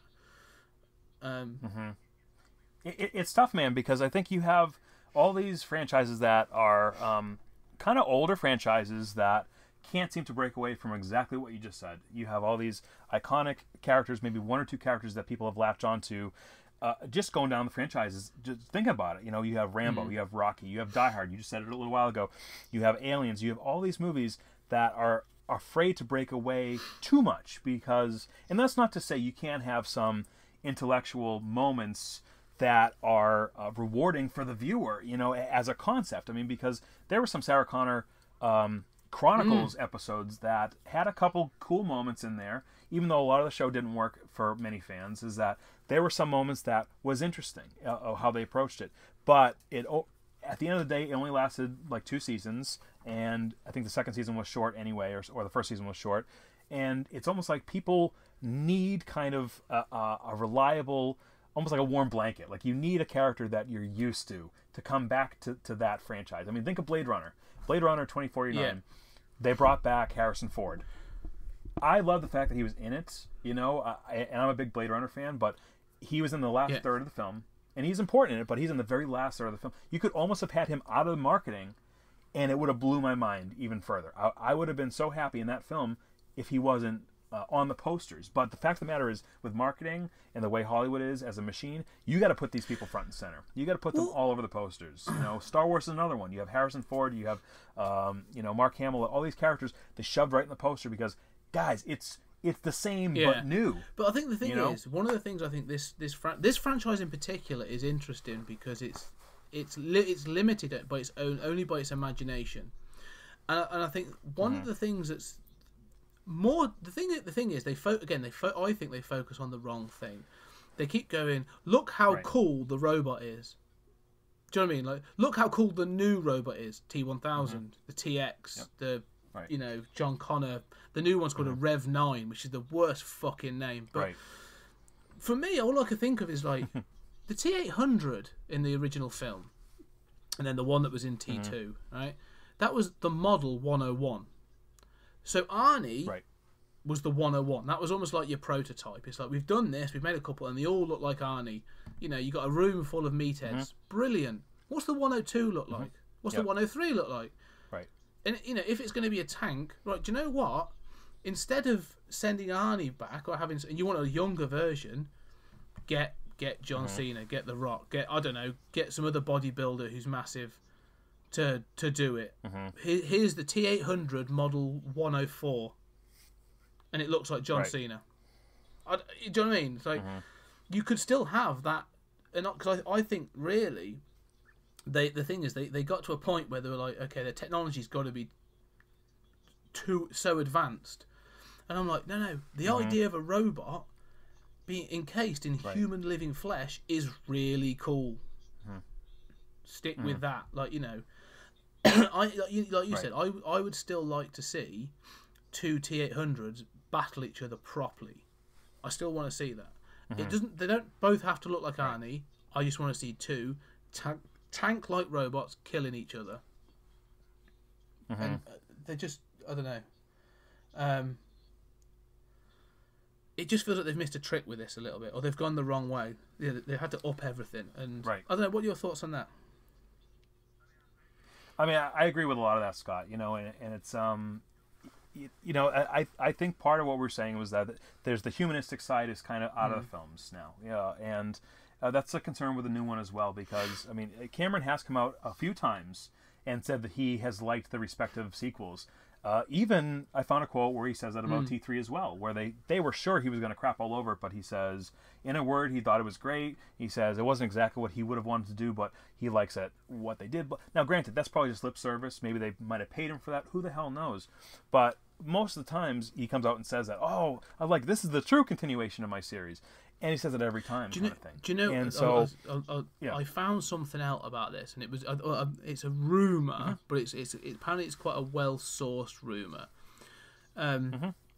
So Terminator is made by 20th Century Fox. There's been a few movie studios involved. MGM was one of them. Carolco, and now I think it's I think it was the first one might have been.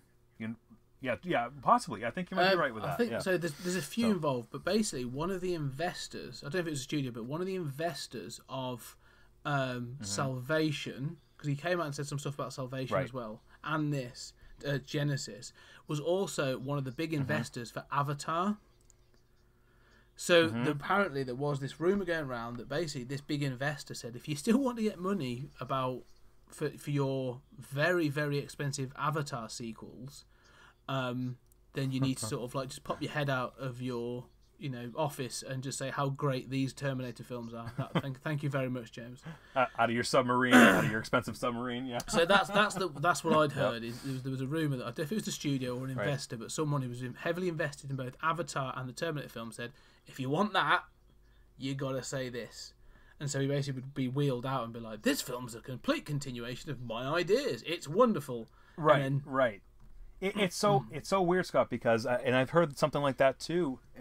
That's why when we were talking about T4 a little earlier in the episode, we're talking about how the machinations of the Hollywood studios work and how it's almost like you scratch my back, I scratch yours, and how movie rights get moved over, and it's like things are done sometimes in backroom deals, and it's like really crazy where you can secure rights for some things but not others.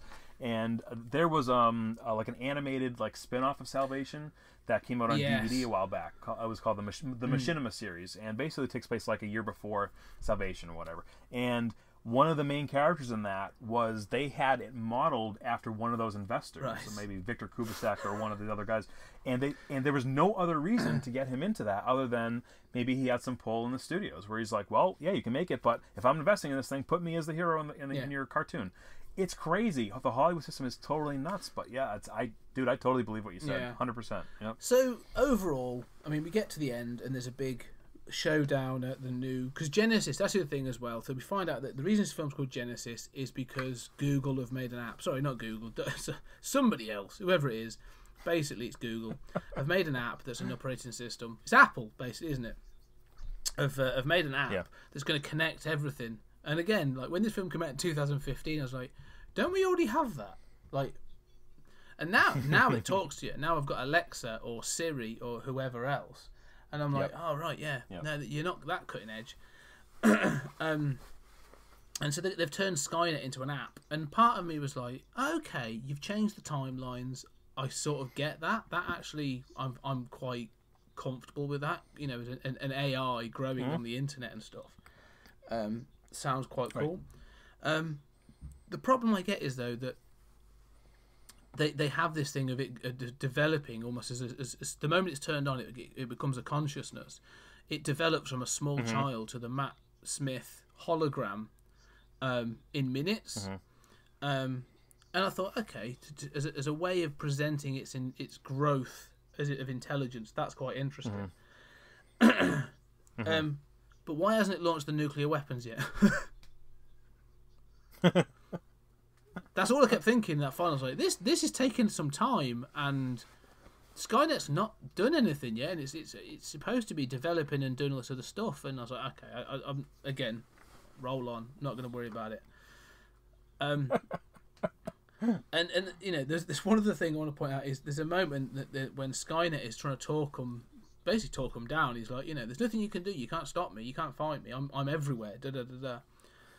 And he keeps projecting himself, and they just keep wasting ammunition on shooting out the projectors, which are in weird places to begin with. But all I can think of is like, you're being chased by the police and this other Terminator, John Connor. Like, don't waste just ignore it. Like, it just seems like such a waste of time. Oh yeah, I mean, there's a lot that just makes you very confused. It doesn't make a ton of sense. Where you just have to kind of go, okay, yeah, whatever, and you just kind of go with it. But that doesn't make it a great movie experience, because you keep on second guessing not just the storyline but the characters' motivations, and when you start thinking the main characters are idiots, you start going, you know what, I'm done. You know what I mean? And you can't really root for them if you can't kind of empathize in that way. But yeah, I mean, it's like there's a lot of stuff that happens where I'm like, what is going on here? You know what I mean? And there's some like laughs at the end of the movie. They have like a couple jokes here and there. It's like it's very, and then you have Arnie having a liquid metal component to his body at the end. So it's stuff that doesn't make a ton of sense, really. You just have to either hate it or you just go. Oh yeah, and I hate that for two reasons. There's a part of that where you sort of go, again, they've gone, this is a good idea. You know, let's make him a liquid metal Terminator. Let's make him a T-1000 or a T, whatever he's going to be. And then they work backwards. And so you have the ending where Arnie utilises the time displacement equipment against the John Connor Terminator. So the time displacement field starts, and it can't, you can't travel in it unless you're surrounded by living tissue. Arnie's got bits blown off, so his metal is on display. The John Connor robot's stuck in its robotic form, so that sort of it blows up. And Arnie is blown into it. You see him blown into a pool, and you see his sort of face drop, and you thought, sort of sink in, and you sort of think, oh, okay, that's supposed to emulate T2, that sort of thinking in. Oh, that's a shame they've got rid of Arnie. And then he comes back as a liquid Terminator. Whether it be nanobots and all I can think of is, why is there just a pool of that stuff hanging around near a time machine? Like that's health and safety, like, at least tells me that can't be safe, like that can't be good. Why is that not Yeah, there's no railings around. There's no warning signs. People just walk right into it and become a liquid monster. It's just just liquid metal on the floor. And I'm like, shouldn't that be in the lab on its own? Like, surely that's the protocol should be that you've got this like cutting edge technology. Someone should be like guarding that. Otherwise, it's ridiculous. It's almost like. Can I make you laugh real quick? I'm surprised they didn't have T800 early models hanging by hangers all along the side. Just to squish all those elements I was expecting it. I was expecting at least sort of like them to go in and see like a design for one. Like a blueprint. Yeah, it just the ending. It's almost like they've gone when they're writing it. They've accepted that. That's crazy. Let's see what else we can do. And they're just sort of like adding more and more like bullshit in. Oh, it just infuriates me. Yeah. So yeah, fuck this film. That's all I can say.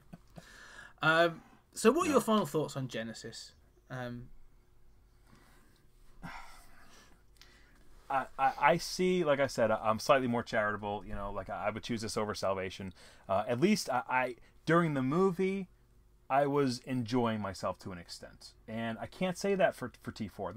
That's me as a movie goer. Some fans are dead set against T5, and they would take T4 in a second. They said it's downbeat T4, it's dark, it's mopey, and it's more in line of a post-apocalyptic future. And this is its own little like action adventure and changing time, but there's, like I said, there's no meaning behind it. It's just a lot of stupidity.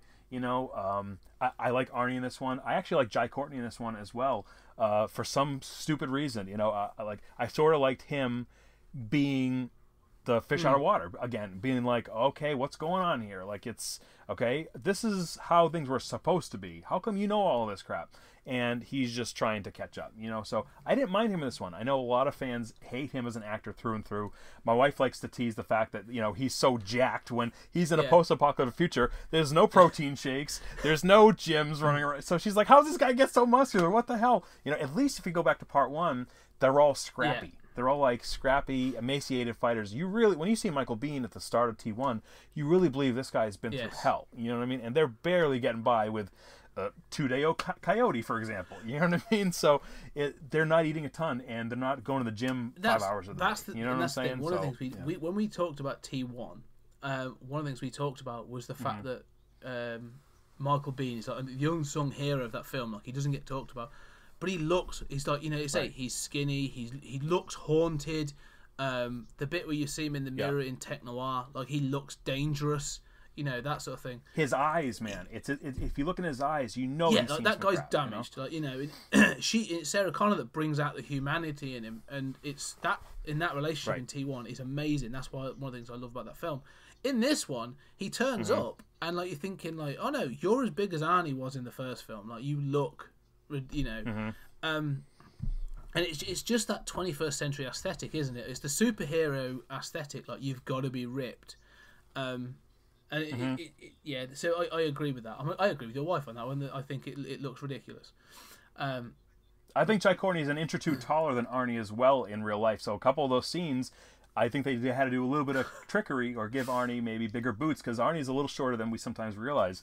And so it's just one of those things where it's like you got to like move the camera a little bit and make people look taller or shorter, So it looks like when you see the mugshots. Remember you mentioned the mugshots earlier where you have Arnie smiling at the camera awkwardly. They're getting the mugshots at the police station, and behind Arnold's head is like a height meter where it says like 6'4", 6'5", and that's not remotely true, but they have to make him like a much taller guy, you know what I'm saying? But I don't know, man. I do remember that. That made me chuckle when I saw that in the film.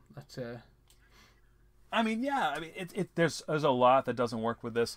The fact that I at least came out somewhat enjoying myself, but I didn't enjoy it the same way I enjoyed the first couple, where it's like the first couple have a real heart and soul. It's about the people. It's not about the robots and about how many freaking machines you can put in there. Sometimes these movies really do just seem like we all say the movie business is a business. It is, to make more and to keep the story going. But like, okay, let's go back to T4 for a quick second. You have Kyle Reese, every time he spots a new machine, which we talked about how that was cool that they have newer machines to view, he's calling it by name. It's almost like he's announcing it so that you can buy the toys. You know what I mean? He pulls out it's the Skynet you know, catalogue.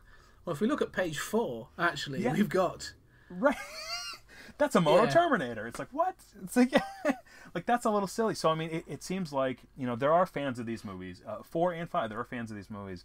But there's something missing. And you can't really... Some people can't put their finger on it, but I really think it's just missing that human side of the story. And they try it occasionally here and there. With T4, you have Christian Bale listening to his mother's audio cassette tapes.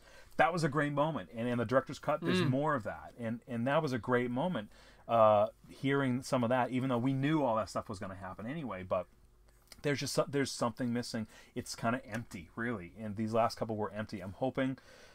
things will change with the next one, but I'm apprehensive with the next one too, to be honest with you. So let's get to that quickly before we sort of wrap up. So we've had the marketing machine is well underway for Terminator Dark Fate. It comes out in a couple of weeks, and the trailers have been out. I've seen those short clips, the behind the scenes stuff. Linda Hamilton, every time I go to the cinema recently, is like, this is a film you don't want to miss on the big screen, and you're just sort of like, okay, well, we'll see.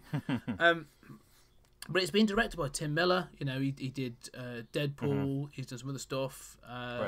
It has James Cameron is directly involved in it now as a producer. He's apparently been on set a few times and stuff. So you've got Linda Hamilton back. They're going a different way. So, but from what you've seen, what are your Let's just do some wild speculation. What's your speculation and thoughts so far? I mean, this is a film that I've tried really hard to avoid every trailer and commercial possible, and it's impossible. You can't, because if you're seeing any movies or watching any TV at all, which I don't even see that many movies lately, or watch a lot of TV these days. But it's everywhere. It's like I was at a show a couple months back, and they had the first trailer for Terminator Dark Fate, and I turned to the missus. I was like, well, I guess I'm going to be having to see the trailer too. I mean, at this point, I'm not going to leave and walk away, because we said it a few times this episode, Scott. A couple of these moments in these movies were spoiled by the ad campaigns. And if you remove a couple of those things from the ad campaigns and add other stuff to kind of as a misdirection, it would have been a million times better. If we found out that Marcus was a machine through the course of the movie and that John was turning heel in this one, I think it would have been brilliant. I mean, let's go back, rewind the clock, time displacement style, back to 91. And we have the early teaser, not even the trailer, for Terminator 2. It was, I think, a Stan Winston produced thing. Just like you said last episode, it was a teaser. We had no idea if Arnold was bad or good, but they basically showed an assembly line of Terminators. And that answered the question for less savvy viewers, how is Arnie coming back if he was destroyed at the end of the first one? Well, you have an assembly line of these guys, and they come out and they're machined and they look like Arnie. And so that was brilliant, because at that point, you don't know if he's good or bad. He looks bad in that commercial. So I'm trying to stay away from as many trailers as possible, including the newest one just came out. I have no idea what they're going to do. I love Gabriel Luna. I think he's fantastic in other stuff he's done. Matador, and he was the Ghost Rider in the Hulu. Excuse me. Oh God, not anymore. The Hulu show got canceled before it went to production. He was Ghost Rider in Agents of S.H.I.E.L.D., and I thought he did an amazing job at that character. So I'm excited to see what he is. I'm nervous about the escalation of Terminators, because every time we have a new movie, you have a new outlandish Terminator model that's 1,000 times better than the last one, and it's going to get really ridiculous fast. So I'm a little apprehensive. I don't know what they're doing with Arnold. He's coming back as I assume an aged Terminator, just a lot like this one. I don't know, man. Linda Hamilton keeps saying in her interviews, she said she wants viewers to really feel her age in this one. She's not hiding it. She wants people to feel like she's been around forever and fighting. Now she's become the hunter. She is the Terminator hunter. So that's an interesting concept. I mean, I'm concerned there's no John Connor in this at all. At least from the ads, there's nothing. So, I mean, I don't know, man. I don't know what to think. So this is the thing. One of the things I do think they've learned a lesson, because every trailer I've seen and every sort of snippet I've seen is focused on three things. There are three action set pieces that seem to be cropping up again and again. And there's the bit with the bridge, which is clearly like Sarah's introduction. You know, you get her hero shot of her stepping out the van. That's been in it from the very beginning. If anything, I think that was like the first thing you ever saw. So you've got this bit on the bridge where she fights sort of Gabriel Luna's Terminator for the first time. There's a bit with a plane at the end of the trailers. I've seen a lot, you know, where they seem to be on a plane. I'm hoping it's not the same runway that was used in Fast and the Furious 6, you know, the sort of the 25-mile runway. And then there's another one that sort of seems to be in either a police station or something like that. So all I can think is, and that's not really revealed a great deal. There's just sort of a little bit of it, and I'm like, okay, they seem to be your key elements. But I've still got masses of questions. Like, I don't know who the young girl is they're protecting. You know, this Grace, they've sort of revealed a little bit about her, but I'm like, I still don't know what she is. Where's John? Right. Where's who is this Arnie? You know, they seem to have confirmed he is a T-800, but like, who is he? What's he doing? Like, I'm convinced they've learnt a lesson, and there's more. Like, you have seen, because they're using the same thing over and over again. I'm hoping, like, touch wood. I'm not convinced, because it might be the rest of the film is so bad that they just can't show it. But I'm hoping that, like, they've gone, okay, well, we're going to choose that and that and that, because that's the way that there's some good action there, and all you've seen is, like, 2 minutes of the film, and there's some other stuff, like, you know, there's going to have to be, like, they've got to address, like, where is John? They can't not, you know, unless they're, like, I don't know, they're going to have to address it. So who knows? I think they've learnt a lesson, and I think they're being very savvy on this one. And apparently, I heard Edward Furlong was on set. Now I don't know if that was to just as a visit or what, because he's not in a great place. I don't know.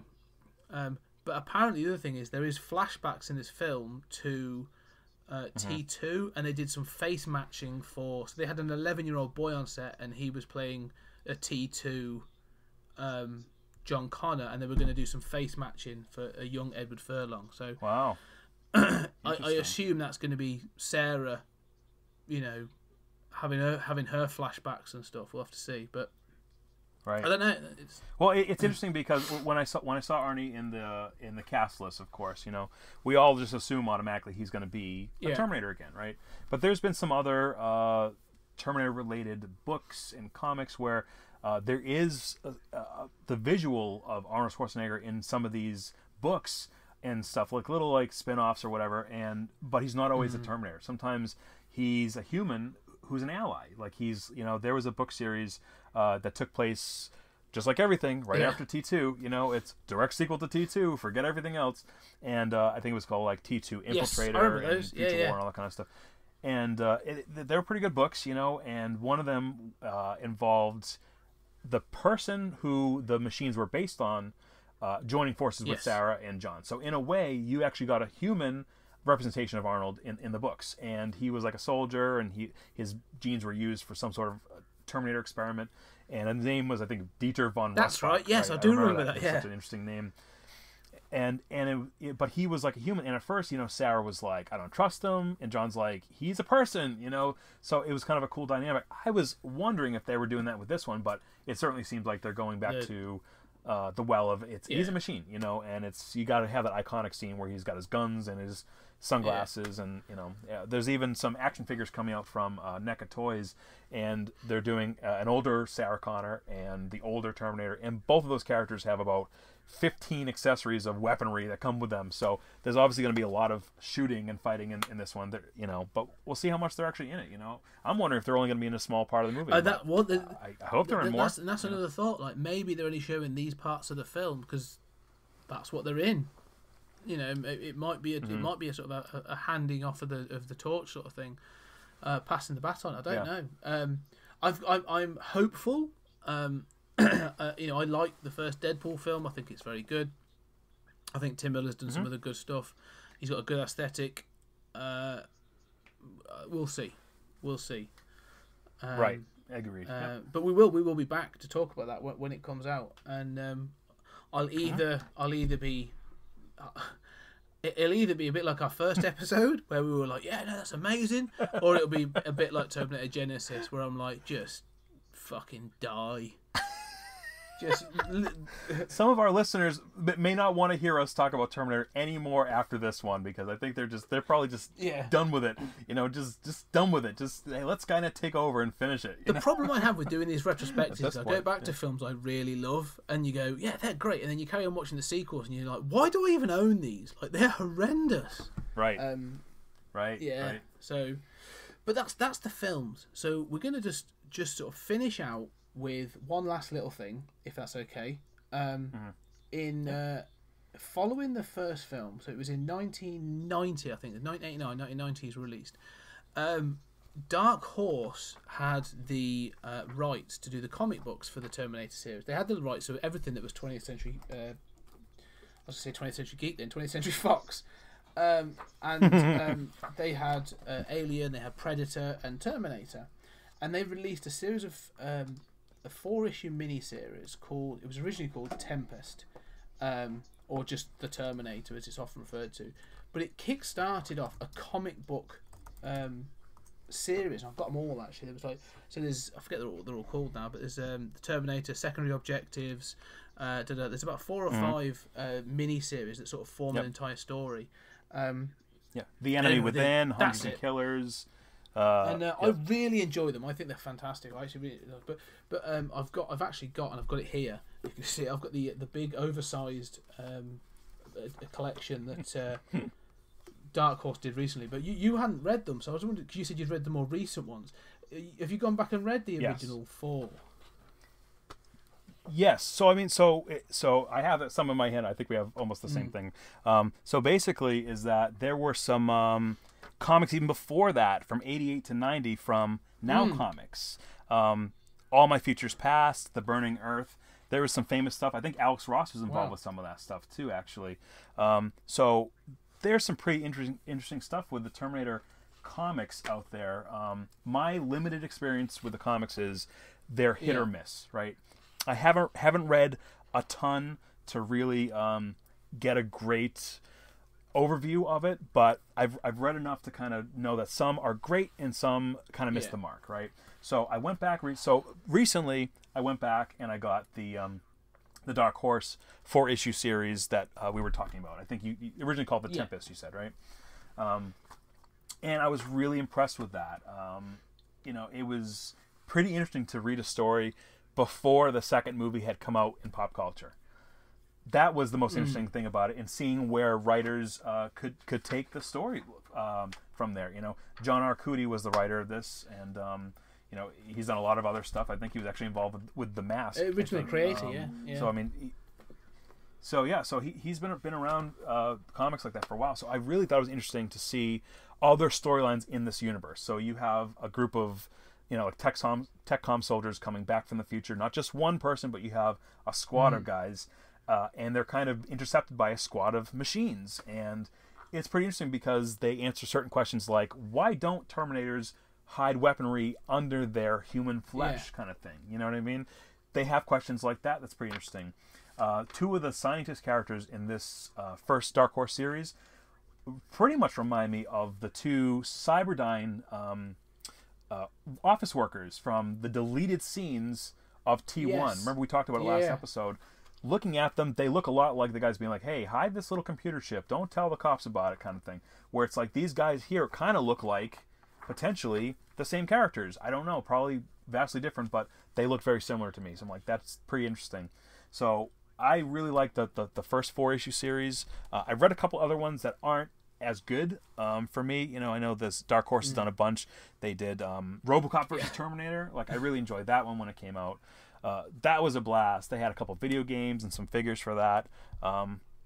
But some of the ones based on some of the movies, like with Salvation and stuff like that, didn't work for me. There was a series called, I think, Terminator Infinity, where it's like they fought a machine who had his own time travel device in his body, so he could just go whenever he wanted to. He could just jump forward and backwards, and they play fast and loose with the timelines a lot. One series I did like was a couple years back, and I'm looking at it right now. So it was Terminator 2029. It was a 3-issue series, And then there was a follow-up series called The Terminator 1984. And it's basically set, I think it's Jed Whedon might have written it too. So Joss Whedon's brother, I think, was involved with it. And it's sort of set sort of in the timeline, like a what-if timeline of T1. So we get to know the troopers in the future. We get to really kind of spend a lot of time with these future characters. And they're not just cannon fodder in that series. They're actually kind of lovable. Like, they're losing the war, but they're trying to stay hopeful, and you really kind of stick with them. And one of the interesting things about one of those series is that they theorize, what if Kyle Reese didn't perish at the end of part 1? Is that he was mortally wounded, he got taken away, but actually he had a heart rate, and he was taken to some government facility, and he actually lived to become an old man. And that was kind of an interesting concept, where it's like you now have an older Kyle Reese who's alive, kind of thing. And so that was kind of an interesting one. But so my experience with the comics is all over the place. How about you? What's your experience with some of these comics? Yeah, like yourself, I when I sort of first found that first 4-issue miniseries, I sort of tracked down the floppies for it, because you can't really get them in trade. Actually, I don't think they've really been collected much. Right. But then I got the whole, like the rest of them, like I said, the secondary objective, Enemy Within, and it goes on and on. And it jumps around the timeline, but it has like a collection of characters, and you actually get some really interesting concepts of, like, there's 2 characters in particular that sort of that stay throughout it, and it gets a bit like batshit crazy at times. In one of the series, there's a Terminator that comes back that you find out has actually survived from the first comic, and has been able to rebuild himself. But instead of just like rebuilding himself, he's now like welded on like horns and spikes and all kinds of stuff going on. So it's one of my favourite panels of, like, you look at it because the art is great. It's very 90s, but it's great. And you see this Terminator like stepping out of a truck, and he's got horns and stuff. And you're like, yeah, that's amazing. It's like you'd never see that on. It's one of those things like you'll never see it on film, but it's brilliant. So yeah, no, I think that sort of comic series is good fun. It's really good fun. Originally it was set to be 1990 and then go on, but they actually retcon it to be happening whilst T1 is going on. So the final, I think, Enemy Within. Actually, I think the final sort of 3 or 4 issues actually ends with the birth of John Connor. Like, there's a Terminator trying to get to the hospital to kill Sarah while she's giving birth, and they have to take him out and stuff. And it ends with John's birth. So that's quite cool. So there's stuff like that I thought was quite cool. I've read a couple of the others, like the post Terminator 2 stuff, and a couple of, I think that Infinity. No, there was another one. The Salvation. I tried to sort of dip into the Salvation ones. I didn't really like them. It felt a little bit, like you say, hollow, tying into the film. Yes. But yeah, there's been good and the bad, and I think, like you say, like with most tie-ins, if you get a good story and they're able to run with it, it's quite good. It's the same with others. Like I say, I really like some of the early Predator Dark Horse comics, and the Alien stuff is amazing. So yeah, I think they did some good work. It's worth checking out if you're a fan of the films. Like, it's better than Genisys. So but I do think if you're a fan of the first couple of films, the first trilogy in particular, like, track down some of these comics. I think they're worth checking out. And there's even some people aren't big into comics. Like, there was a couple motion comics that they made for some of the really early stuff. I think even the Now Comics stuff. I think they did like motion comics of it, where you could pop in a DVD. You almost get a little bit of like a radio serial, like a little drama that plays out the comic. Which is pretty interesting, because some of these stories take place in Russia and how the Russian response dealt with the nuclear fallout and having these people try to like make sense of everything that was happening. And then you have like these various See, the only problem is you have Terminators every minute of every day. There's so many back in time. It's like it becomes a little far fetched. One of the ones I thought was actually kind of interesting was the T3 ones, which flew under the radar for most fans. It was by Beckett Comics, and they had Eyes of the Rise and Before the Rise, I think it was. And Before the Rise, I think they follow the process of capturing a T-800 or T-850 and reprogramming him. And what does that take? Because it's like in his own, like, I liked it because they kind of showed the machine's thought process being like, why am I being told that my friends are my enemies? That my cybernetic kind are the bad guys kind of thing. So they played with that concept a little bit, which I thought was interesting because his brain was trying to override it, being like, this is wrong. Like, humans are the target. And the program that was coming in was going, no, you need to hunt this woman, this TX. She's going to be the one that's going to take you down. You better watch out. So is this whole concept of, trying to override that. And I think, the one in that book, it's implied that he's the one that's in the movie, but he gets destroyed at the end. And like, he sacrifices himself. It finally clicks in, and he goes, okay, I need to protect humanity and protect Kate Brewster. And he dies. His machine gets destroyed. But then it ends with Kate finding out that they've captured a new one that's not harmed, and I think is actually the one that killed John. And they said, okay, well, we need to use it. That's the one that's got to go back, kind of thing. So that was interesting. And then I think one of them was about the Eyes of the Rise, I think, is about the TX's point of view. So it shows her in the future, and they have her training. Of course, she's like nude. You don't see anything, but she's naked, and she's fighting a T-1000 for training, actually. And that was interesting because it shows, at least I took it as, why they don't keep sending back T-1000s. Because even though they were cool and they had a lot of abilities, they were unstable. It was that they didn't have the metal chassis underneath, where that they became unstable. So the TX actually destroyed T-1000 like nothing. They call it a T-1001 or something. And her cannon just like melts him, basically. Right. So like the fact that she had a combat chassis underneath her liquid metal skin, I thought was a great, in that film, combination of the two. But maybe that's why they didn't go back to kind of the third time having more T-1000s over and over again. But they were interesting. They weren't like amazing, but they had some cool concepts. And I know some of these other ones, it seemed like a lot of comic companies came out with Terminator comics. So I think Dynamite came out with a bunch of them. So track them down if you like the series, and if you don't like them, just chuck them in the bin, because there's enough of them out there you can kind of ignore. If you don't like one, another one will be along in a minute that you might like. Right, but you recommend the Dark Horse ones, I really right? do. I really enjoy them, and they stick to they stick to their continuity, and they try to work within the sort of the science and the physics of the film as well. So they adhere to that quite well. There is another one, and I think I'm sorry. Go ahead. I'm sorry. Oh, I was just saying that I think right now, as the time of this recording, I think there's a current Terminator series that's, I think, called The Sector War, or maybe it came out last year. I haven't checked it out. I don't know if it's good or bad, but I mean, so this is a franchise that has enough legs to keep publishing spin-off stories. So I mean, some of them are great, some of them probably not so good, but you just got to try them out. That's it. And because I mean, the series I was going to quickly shout is a 3-issue mini series from the sort of mid to late 90s. It's called Terminator Hunter Killers, and it's set in Russia.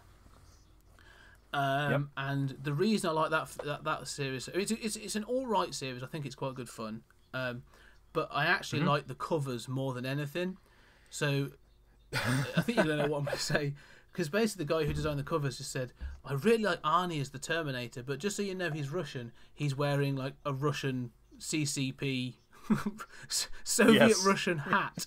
And it's just sort of like, we've taken the model from T2 or whatever, and then we've just put him in a Russian overcoat and stuff like that. It's brilliant. I just think they're hilarious covers. The guy basically watched Red Heat with Arnie and was like, you know what, let's do a Terminator story, because that's the same kind of concept, But it is cool though. So like you said, it's got legs. I just, like you say, maybe just missing heart. So let's see what happens with Dark Fate. We'll have to see what happens. Fingers crossed, but man. Brian, thank you so much for coming back on, and we will be having a bonus episode where you and I will get together to have a chat about Dark Fate when it's released, and let's see what happens. But thank you so much for coming on. I really appreciate it. Thank you, Scott. And we promise the listeners it will not be as long as these ones. We swear it will not be as long as the other ones. We'll try. I'm sure there'll be something to say, but like you say, it's only one film. It's only one film. We'll see. Exactly. Excellent. Exactly. Cheers. All right, man. Cool. Thank you. Yep. Well, ladies and gentlemen, there you have it. Another great 20th Century Geek episode.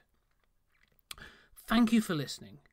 If you would like to get in contact to suggest topics for future shows, or just chat about everything nerdy, you can email me at 20thcenturygeek@gmail.com. That's 20thcenturygeek 20thcenturygeek@gmail.com. Or find me on social media, Twitter, Facebook or Instagram. Just search for 20th Century Geek. If you would like to support the show, please go on your podcast catcher and leave a 5-star review. I would greatly appreciate it. It raises the show in the ranks and lets more people know about the podcast. If you want to show more support for the podcast, we do have an Amazon wish list. Just go on Amazon and search for 20th Century Geek, and you will find a list of books that will help with research for future podcasts. And don't forget, we love second-hand books in 20th Century Towers. Once again, thank you for listening, and we'll see you next time.